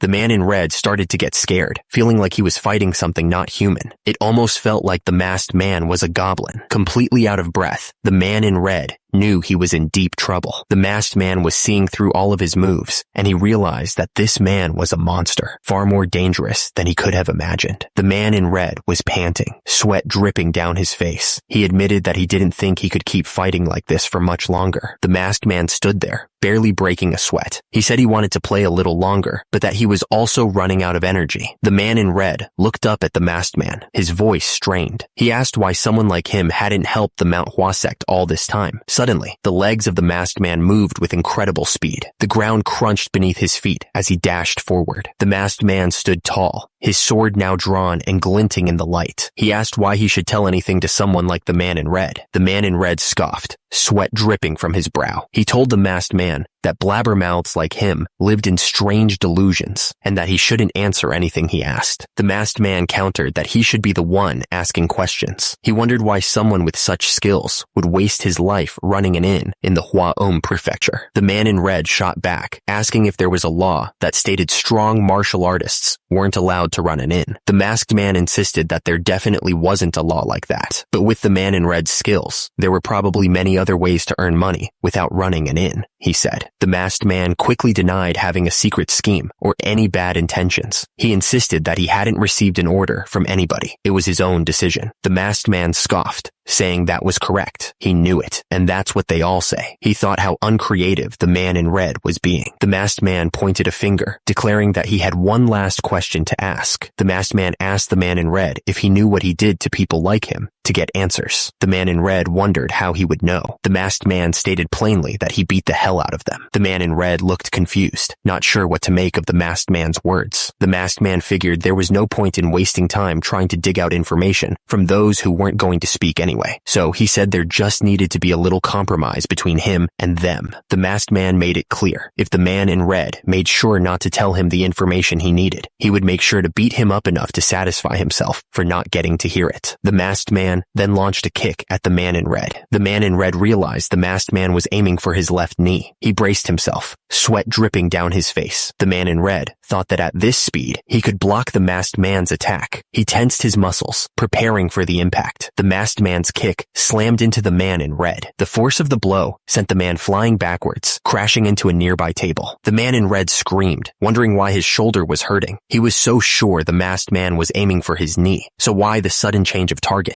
The man in red looked up, his face twisted in pain. He couldn't believe what was happening to him. The masked man didn't give him a chance to recover. He was already coming down with another kick, this time aimed straight at the man in red's head. The man in red screamed, realizing the next attack was coming for his head. He was sure of it. The masked man's foot connected with the man in red's head. The force of the impact echoed through the room. He could feel the blood trickling down his face, but he couldn't even focus on it. All he could do was look up. The man in red screamed, choking on his own blood. I could clearly see the attacks with my own 2 eyes. He managed to cough out. The masked man was still moving, still attacking, and yet the man in red wheezed, trying to get air into his lungs. He knew what was coming. He could see it, but his body wouldn't respond. I could not dodge a single blow, he shouted, his voice cracking. The man in red felt his strength leaving him. He knew it was over. I will most definitely die at this rate, he thought, accepting his fate. The masked man stared intently at his opponent, focusing on his eyes. He thought he knew something just by looking at them. The masked man's eyes narrowed as he examined his opponent's face. He realized that he was facing the eyes of a killer, someone who had slaughtered countless people. The masked man didn't waste any time. He moved with terrifying speed, his sword a blur of deadly motion. The man in red looked up, fear etched across his face as he saw the blade coming down. He begged for his life, not wanting to die. The masked man didn't even look back. He simply turned and walked away, his job done. The man in red screamed as the attack landed, the force of it making him cough. He couldn't believe what was happening to him.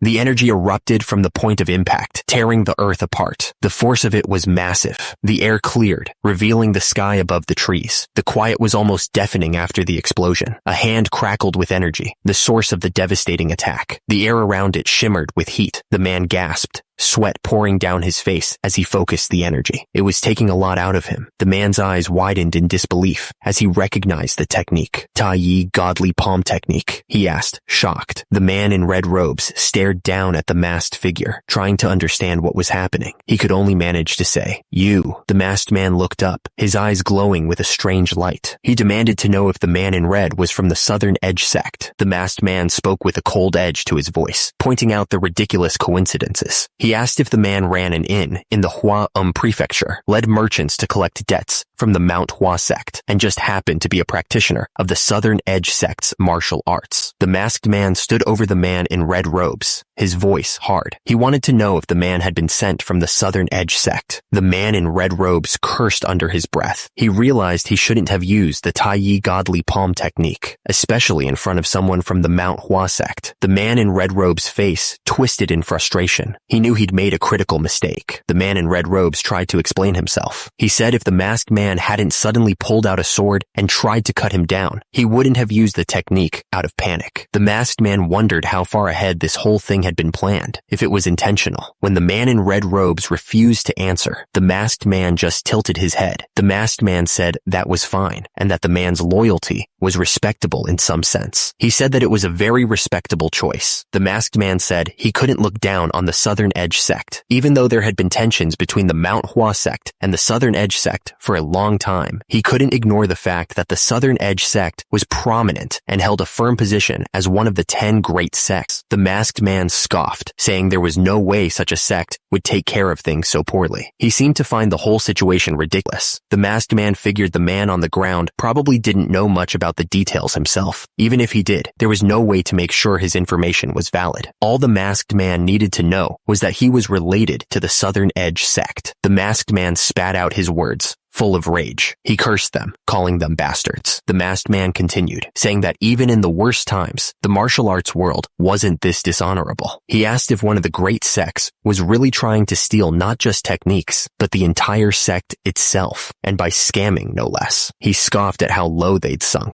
The man in red robes didn't say anything. He just stared into the distance, lost in his thoughts. The masked man tilted his head and asked if it wasn't better for the Manhwa sect. Anyway, he seemed to be enjoying the other man's discomfort. The man in red robes snapped back, his face twisted with anger. He said that the masked man probably already knew that there was no hope left for the Manhwa sect. The man in red robes sneered, saying that now that they've lost their techniques, the Manhwa sect could never be what it once was. He added that it was just a matter of time before they collapsed, and he was simply speeding up the process. The masked man agreed, saying that a sect without the martial arts from its past was doomed to die. He then paused, as if waiting for a response. The man in red robes snapped back, asking who said that. He was clearly furious, and added that he thought someone like the masked man would understand. The masked man tilted his head, his red eyes glowing. He questioned who had said that the Manhwa sect had lost the techniques from their past, demanding an answer. The masked man swung his sword, furious that the other man was spreading lies without knowing the truth. He yelled, asking why he didn't just admit he was doing this because he hated the Manhwa sect. He'd at least accept that as an excuse, since the man in red robes was from the Southern Edge sect. The masked man continued, saying that he had beaten the man in red robes pretty badly. He explained that the Manhwa sect and the Southern Edge sect had many things in common, including strong internal connections and the use of swords as their main weapon for martial arts. The man in red robes was still lying on the ground, completely out of it. He wasn't moving at all. The masked man went on, saying that if two great sects with many similarities were next to each other, one of them was bound to die. The man in red robes insisted that he wasn't from the Southern Edge sect. The masked man scoffed, saying that he wasn't from the Manhwa sect either. The man in red robes yelled at the masked man to stop talking nonsense, and the masked man told him to do it first, calling him a dumbass. The masked man looked down at the man in red robes, his expression changing. He seemed like he was about to do something. The masked man leaned in, telling the man in red robes that he would show him something very interesting if the man in red robes would show him his Tai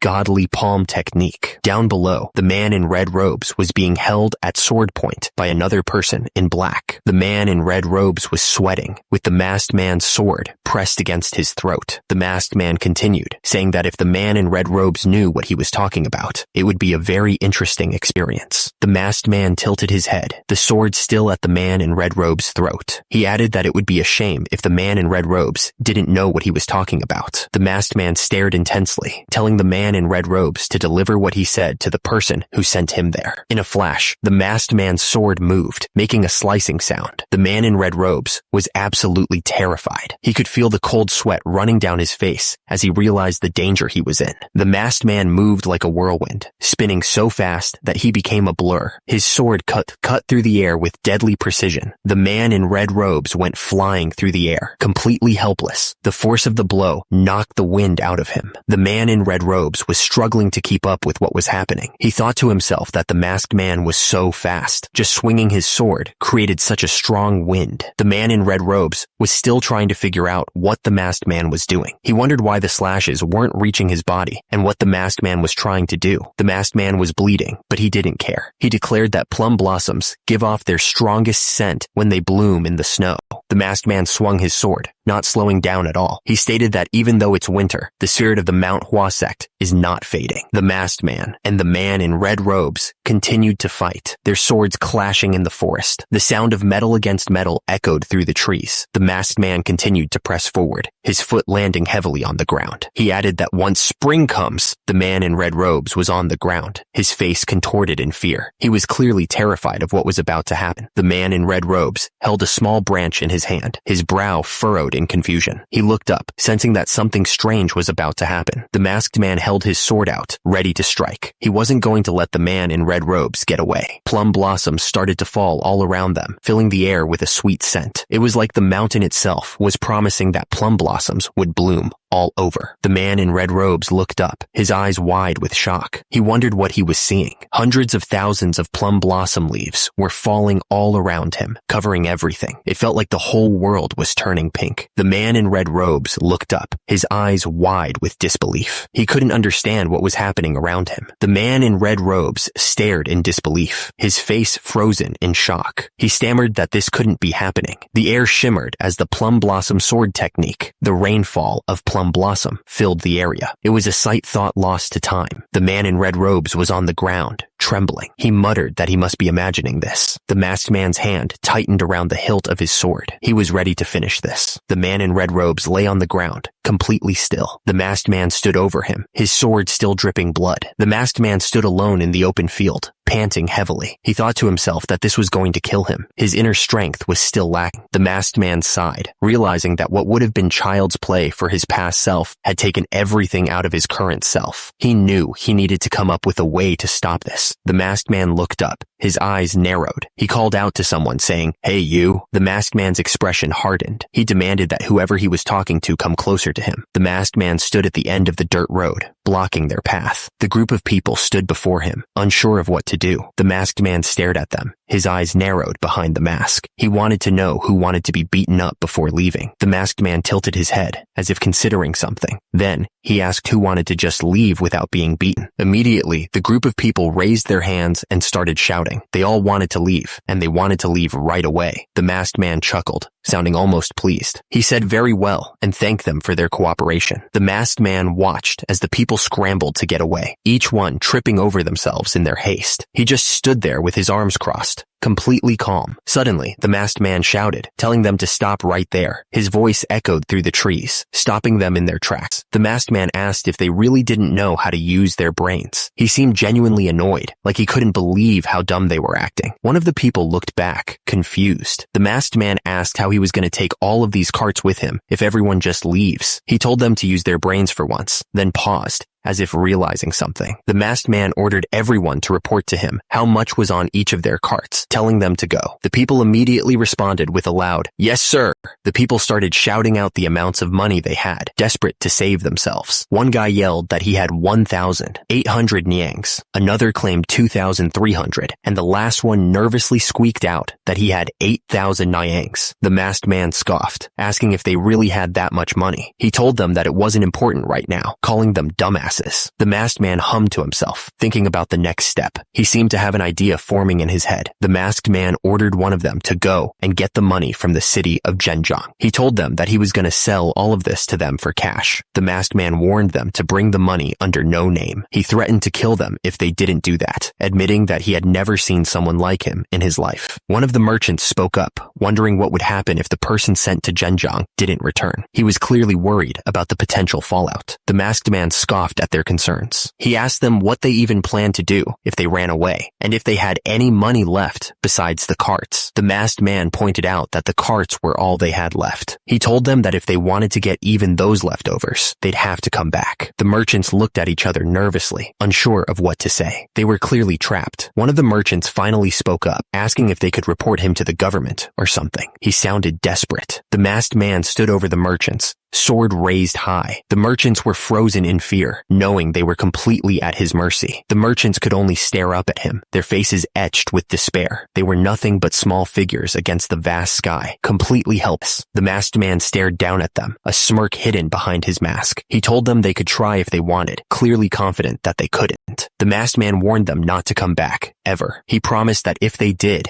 he would hunt them down, no matter what it took, chasing them to the other side of the continent. The merchants looked at each other, their faces filled with fear. One of them sobbed, admitting that he couldn't think of any way to escape from this crazy person. Someone barked out orders to get moving. A trembling voice responded, agreeing with a sob. The sound of the bills rustling filled the air as someone counted a huge stack of cash. Each bill was crisp, and new, adding to the satisfaction. Chung Myung looked absolutely thrilled, holding the money close. He thought it was just great. Chung Myung laughed to himself as he ran. He was clearly having a blast. With a running start, Chung Myung leaped into the air. He cleared the wall with ease. The clear water flowed over the rocks in the river, and immediately, someone was drying off with a towel, out of breath. Joe Ghoul was drying off with a towel after training. He complained that today's training was exhausting and asked if they really needed to do this so early every morning. Joe Ghoul smiled. A lot had changed, he thought. They felt like an actual group of martial arts practitioners, but someone yelled at another not to spray water on them. Joe Ghoul noticed Sahyung was smiling and asked what was making him so happy. Sahyung looked at him, a little surprised by the question. Sahyung paused for a moment to think. He didn't know how to explain it. Sahyung finally said that it felt like they were an actual group of martial arts people. At that moment, someone else asked if that was really the case. Joe Ghoul admitted it was a strange thought to have since they've all been martial arts people this entire time. But Sahyung replied that it wasn't strange at all. Sahyung said he had been thinking the same thing. He seemed to be smiling with satisfaction. Joe Ghoul laughed, saying he couldn't have imagined training so hard at the Manhwa Sect just a few days before. He seemed happy with the progress they were making. Someone shouted for the group to start heading back. At the same time, Sahyung agreed, adding that they used to just try to kill time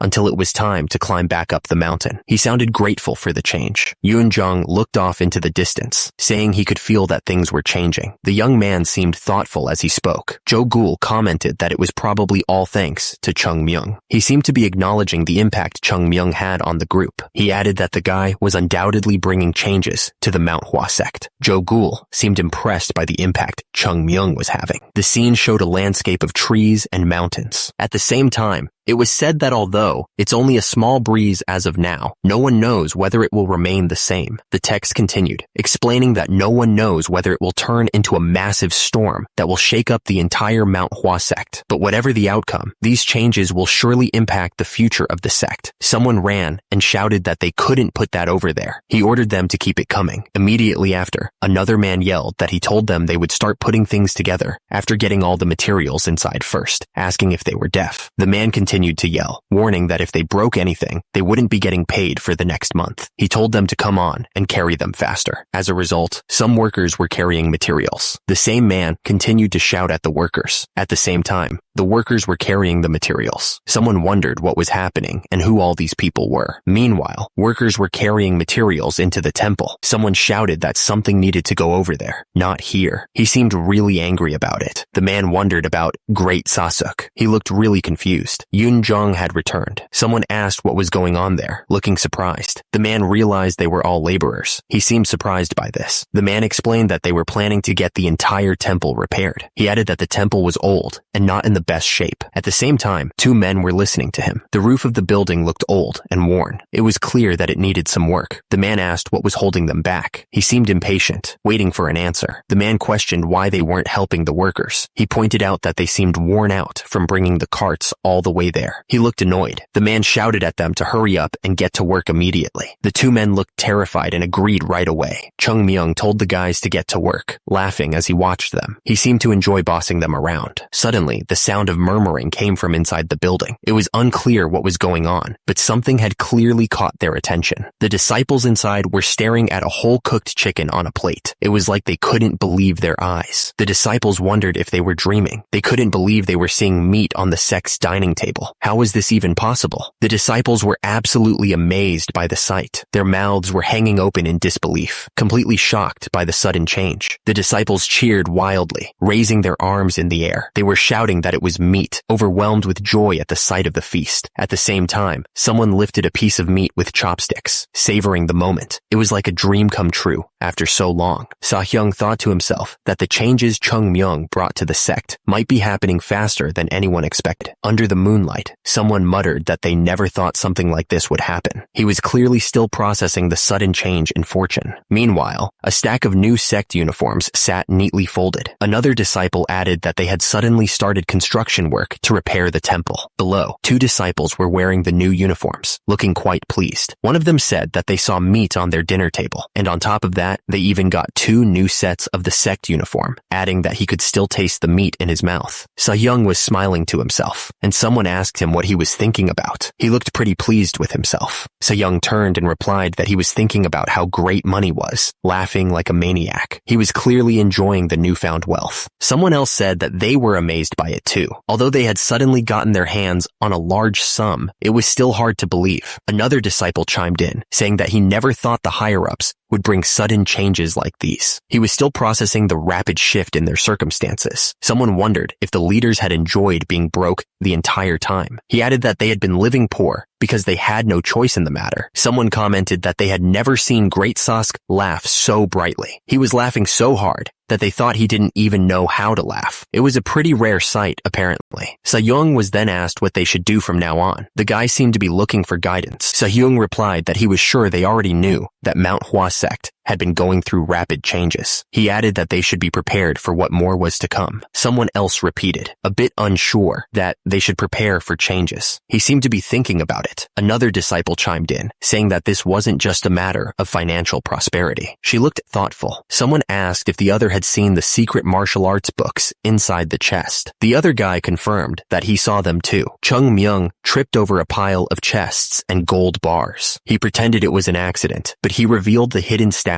with his terrible acting. Someone wondered how he got hold of those things. The other person replied that who knows. Yoon Jong said that one thing was certain. The Manhwa Sect was going through changes. Joe Ghoul. He looked serious. Yoon Jong continued that they would inevitably be caught up in the storm of change brought upon the Manhwa Sect. He added that they must prepare themselves with utmost determination. Someone was worried that if they didn't do things right, they could get swept away by the changes Chung Myung was making. The figure looked small and insignificant against the vast, snowy landscape. Soo-young was worried, but Joe Ghoul told him not to be. He said that he was Joe Ghoul, and everything would be fine. He seemed confident. Joe Ghoul wondered where Chung Myung was. He said he hadn't seen him since that morning. He seemed a little concerned. Soo-young told him that the sect leader wanted to see Chung Myung earlier. He added that the young man was probably in the sect leader's residence right now. Joe Ghoul repeated that the sect leader wanted to see him. Joe Ghoul wondered why the sect leader would want to see Chung Myung. The sect leader's residence was quiet and imposing against the backdrop of the mountains. The sect leader explained that it was only right to reward those who had done something great. The group sat around the table, waiting to see what the reward would be. The atmosphere was calm and expectant. The sect leader leaned forward, saying he wanted to give Chung Myung a reward for everything he'd done. He added that this was the whole reason he'd called him in. The old man seemed earnest. Chung Myung looked surprised and asked if he really wanted to give him a reward. The sect leader confirmed it and asked if there was anything he wanted. The young man's eyes widened slightly. The sect leader suggested that Chung Myung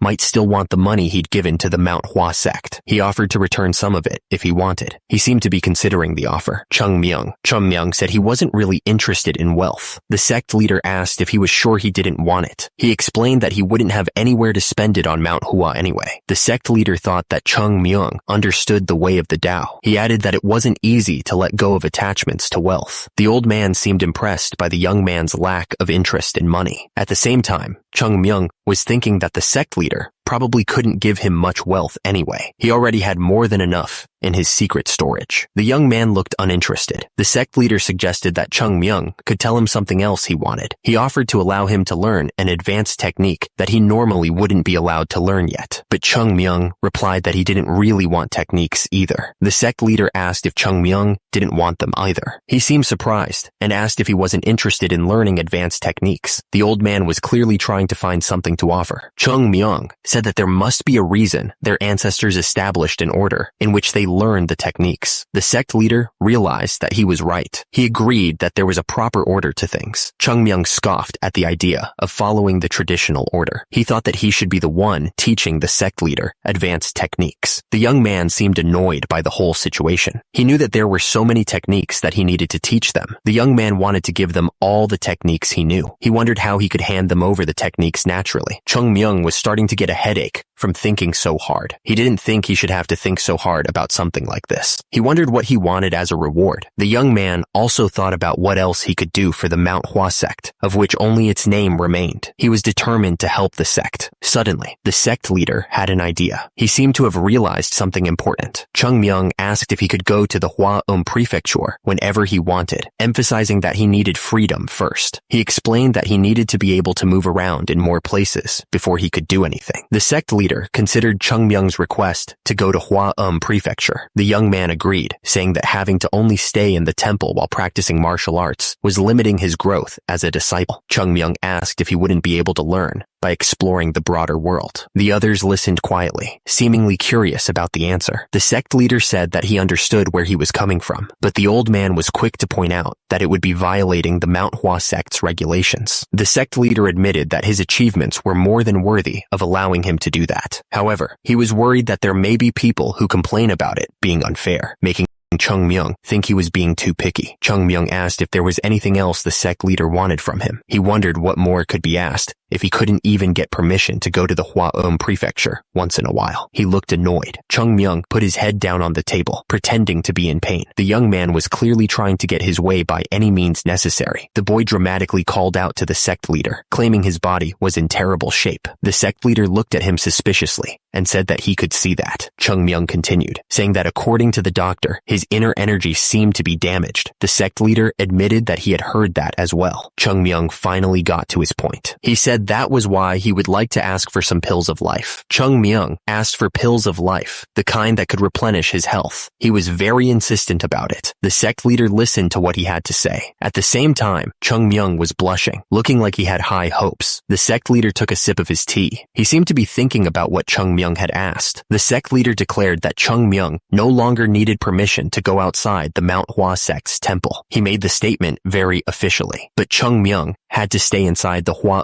prefecture. The boy was confused because the sect leader had said he wouldn't allow that. The sect leader said that Chung Myung would need to take full responsibility for what happened when he was outside the Manhwa sect's temple. He finished with, "That's all," and immediately, Chung Myung was at the door. He asked the sect leader about the pills of life. Chung Myung was still standing at the door, waiting. He looked confused because the sect leader wasn't answering. Chung Myung shouted, asking what the hell. He demanded the sect leader give him some pills of life because he was dying out there. But the sect leader responded that he didn't even have pills of life for himself, calling the young man a brat. He said he'd rather die than suffer like that. The sect leader put his hand on the door, ready to leave. He asked what the other person thought about Chung Myung. He was curious about their opinion. Hyun Song replied that Chung Myung definitely understood the way of Tao. He added that the sect leader felt that as well. He seemed confident in his assessment. The sect leader said that although Chung Myung was a young child, he could sense his wisdom from the way he spoke. He was clearly impressed by the boy's maturity. The others listened intently. Hyun Sang agreed that even though he came off as rough at times, considering his young age, it was understandable. He nodded in agreement. He thought that Chung Myung's behavior was acceptable. Hyun Sang continued, saying that when he talked to Chung Myung, it didn't feel like he was a young child. He seemed to be in awe of the kid. The man was very impressed. The sect leader thought to himself that it wasn't just the way Chung Myung spoke that was so striking. He couldn't sense any childishness from the boy. He was trying to find the right words to describe it. The sect leader continued to ponder, admitting that he could sense the spirit of a Taoist from him. To think that he could feel that from a child was unbelievable. He couldn't find a better way to describe it. The sect leader turned to Hyun Sang and asked what he thought about Chung Myung. He looked at him expectantly. Hyun Sang seemed surprised by the question. Hyun Sang replied that he didn't really have an eye for evaluating people, especially not like the sect leader. However, he figured that the sect leader must have felt something special when he saw Chung Myung, right? The sect leader thought about it for a moment. He mused that Chung Myung was like a child that was not childish. He seemed to be deep in thought. Hyun Sang looked thoughtful as he spoke. He said that the sect leader wasn't the only one who felt that way about the kid. He seemed to be agreeing with the sect leader's assessment. The sect leader listened intently. He explained that children who are deep thinkers or have lived hard lives tend to develop such characteristics. He gestured slightly with his hand as he spoke. The sect leader continued, his expression serious. He clarified clarified that it wasn't just about being mature for his age. He felt that the way Chung Myung talked and acted made him seem like an actual adult, even an old man. Hyun Sung paused, a concerned look on his face. He asked if that meant Chung Myung was corrupt inside, but he immediately added that he didn't mean it that way. He seemed to be thinking something over. The sect leader didn't reply immediately. He just stared off into the distance, deep in thought. The silence hung heavy in the room. The man with his back turned said he understood the sect leader's point. He told them not to read too much into things, reminding them that Chung Myung was just a kid. The sect leader agreed with him immediately. The sect leader explained that the Manhwa sect existed to nurture people, not to use them. He added that if they found a great talent, they needed to help them grow and guide them through any problems they faced. Hyun Sang replied that he was absolutely right. He seemed to be agreeing with everything the sect leader said. The sect leader then turned to Onam, asking how the construction was coming along, but he trailed off with a simple "oh" as he waited for the report. Onam reported that because the mountain was so steep, they were having trouble getting enough wood for the construction. Down below, workers struggled to cut and move the heavy logs. The worker smoothed out the log with his plane. He explained that even though they were cutting down all the trees they could find, it still wasn't enough. He added that they would still need a few more days to dry and trim the trees they had already cut down. The sect leader, Hyun Jong, listened intently and just said he understood. Onam then asked if the sect leader was upset that he cared so much about the temple's appearance, especially since they finally had some money to spare. He seemed worried about how his efforts were being perceived. Hyun Jong laughed, telling him not to worry and to understand that he had good intentions. He added that the Manhwa sect needed to be rebuilt after all. The sect leader explained that when people made new resolutions, they needed to organize their surroundings and correct their behavior. He said that this was the most effective way to communicate those resolutions to the disciples. Hyun Jong clasped his hands together and agreed, saying that the sect leader was absolutely right. He looked calm and collected as he spoke. Hyun Young then turned to Se-young, asking him to finish interpreting the new techniques they had acquired as soon as possible. The other man, Sa-hyung, turned to face him and listened intently. Hyun Young warned that they couldn't afford to make any mistakes because the fate of the entire Manhwa sect depended on how well they taught those techniques to the disciples. The weight of responsibility was heavy on their shoulders. Hyun Sung clasped his hands together, bowing his head slightly. He promised that he would make sure not even the slightest mistake was made during the interpretation. The sect leader looked at both Hyun Young and Hyun Sung. He told them that he was putting his full trust in the two of them to get the job done right. Hyun Jong wondered if he should tell him right now. He was deep in thought, his brow furrowed with concern. The sect leader seemed to be weighing his options carefully. He thought that the technique books were strangely new, considering it had been at least 100 years. The sect leader looked doubtful as he considered the possibilities. Hyun Jong continued thinking that he hadn't noticed when they first discovered it because he was in shock, but there were even ink marks, almost as if someone was in a rush writing the books. The sect leader then thought that he would be going too far. After all, the contents of the books were without a doubt the real deal. He shook his head, dismissing the idea. Hyun Jong realized that meant there was someone who was helping the Manhwa sect, but had to keep their identity a secret. The sect leader wondered who would do such a thing.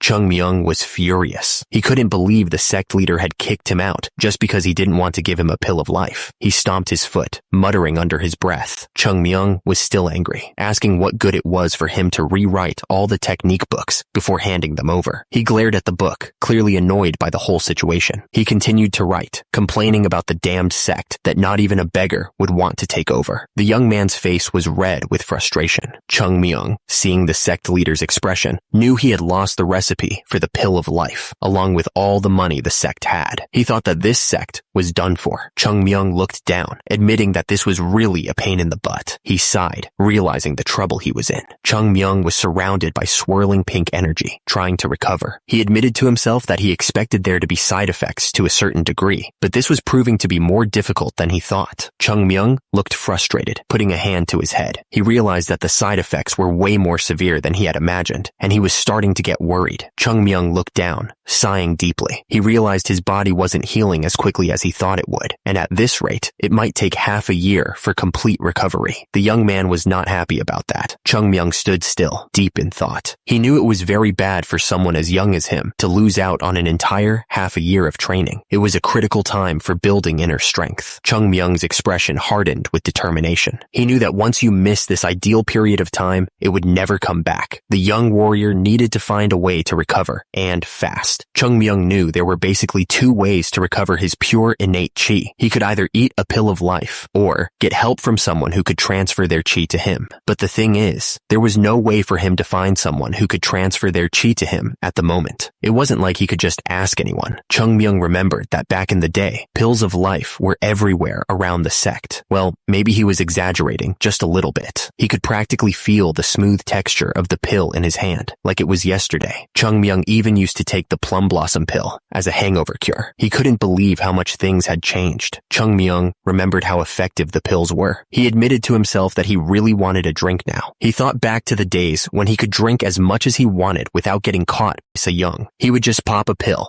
and the hangover would be gone instantly. The young boy was lost in his memories, thinking about the good old days and how easy things used to be. He paused for a moment, and then it hit him. Hangover relief? Chung Myung's eyes widened as he realized something important. A thought sparked in his mind. His eyes darted around as he remembered something. He knew where they were. The young man's face lit up with excitement, a plan forming in his mind. Pills of life. Chung Myung's eyes sparkled with determination as he remembered the secret place. He was ready to go get them, no matter what it took. Chung Myung sprinted through the forest, determined to find the secret stash. He was sure that the pills were hidden somewhere around here. He kept running, pushing himself through the dense forest. He repeated to himself that the pills should be right there, somewhere close. The young boy ran faster, reminding himself that his bad memory was actually helping him this time. He was getting closer to the pills. He could feel it. The moon hung high in the sky, casting a pale light over the forest. Chung Myung finally stopped, panting heavily as he looked up. He was sweating, and his heart was pounding in his chest. Chung Myung stood at the bottom of a massive cliff. The air was thin, and the climb looked almost impossible. The cliff was known as the ruggedly disconnected cliff. Just looking at it made his stomach drop. It was said to be the most dangerous and steep cliff among the 5 great mountains. The legends surrounding it were enough to scare anyone away. Chung Myung looked up, realizing the place he was searching for was somewhere in the middle of this incredibly steep cliff. He muttered to himself that he must be crazy to even consider this. This was a secret place that only Chung Myung knew about, even within the Manhwa sect. And in the middle of the cliff, there was a small cave that could only be found by climbing up the cliff. Chung Myung thought that this cliff was off limits to disciples for training because it was too dangerous. But thanks to that, he had found the best place to hide from Se-young. He admitted it had been a great help to him. He realized that he had been able to do things like drink without being seen by Se-young, or eat meat without being seen by Se-young. He could even take a midday nap without Se-young noticing. Chung Myung wondered why Se-young even let him live. Even when he thought back to it, he wouldn't have left someone like him alive. Chung Myung knew that wasn't what was important right now. Anyway, he prepared himself for what was to come. Somewhere up there, Chung Myung knew that the pills of life he hid away in his past life were waiting. He was determined to find them. Chung Myung looked up at the cliff. He thought that if it was his past self, he would have been able to get up there with only 2 jumps, but he knew there was no way he could climb up with his current body. Chung Myung kept walking. However, he had an idea in mind. Chung Myung walked along the edge of the cliff, dragging a rope behind him. He seemed to be searching for something specific. Chung Myung stood at the edge of the cliff, looking down at the steep drop. He wondered what if he climbed down instead of climbing up. Chung Myung peered over the edge, his face showing a mix of excitement and fear. The young man realized that the only problem about it was that it's about 10 times more dangerous. Chung Myung told himself that he only lived once, so he should just go for it. He looked determined to face whatever was coming next. He quickly corrected himself, realizing that it was technically his second life. The young man was still getting used to the idea of reincarnation. He was having second thoughts. This was going to be harder than he thought. He was getting really frustrated with the whole situation. He had to find a way to make this work, Chung Myung shouted, wondering why it was so damn hard to revive the Manhwa sect. He was starting to feel like it was an impossible task. The steepness of the cliff wasn't the only reason it was banned as a training ground for the disciples. The text wondered why the ruggedly disconnected cliff was named that way. It was a mystery that needed solving. Just as its name suggested, it was a very rugged and steep cliff. There wasn't anywhere to step or grab on. The climber looked like he was in a really tough spot. The climber's foot slipped off the rock face. He was starting to fall. He looked like he was in real trouble now. In other words, this cliff was very difficult to climb. It was clear that this was no ordinary training ground. The challenge was immense. The climber fell through the air, arms outstretched. He was completely helpless. It looked like a long way down.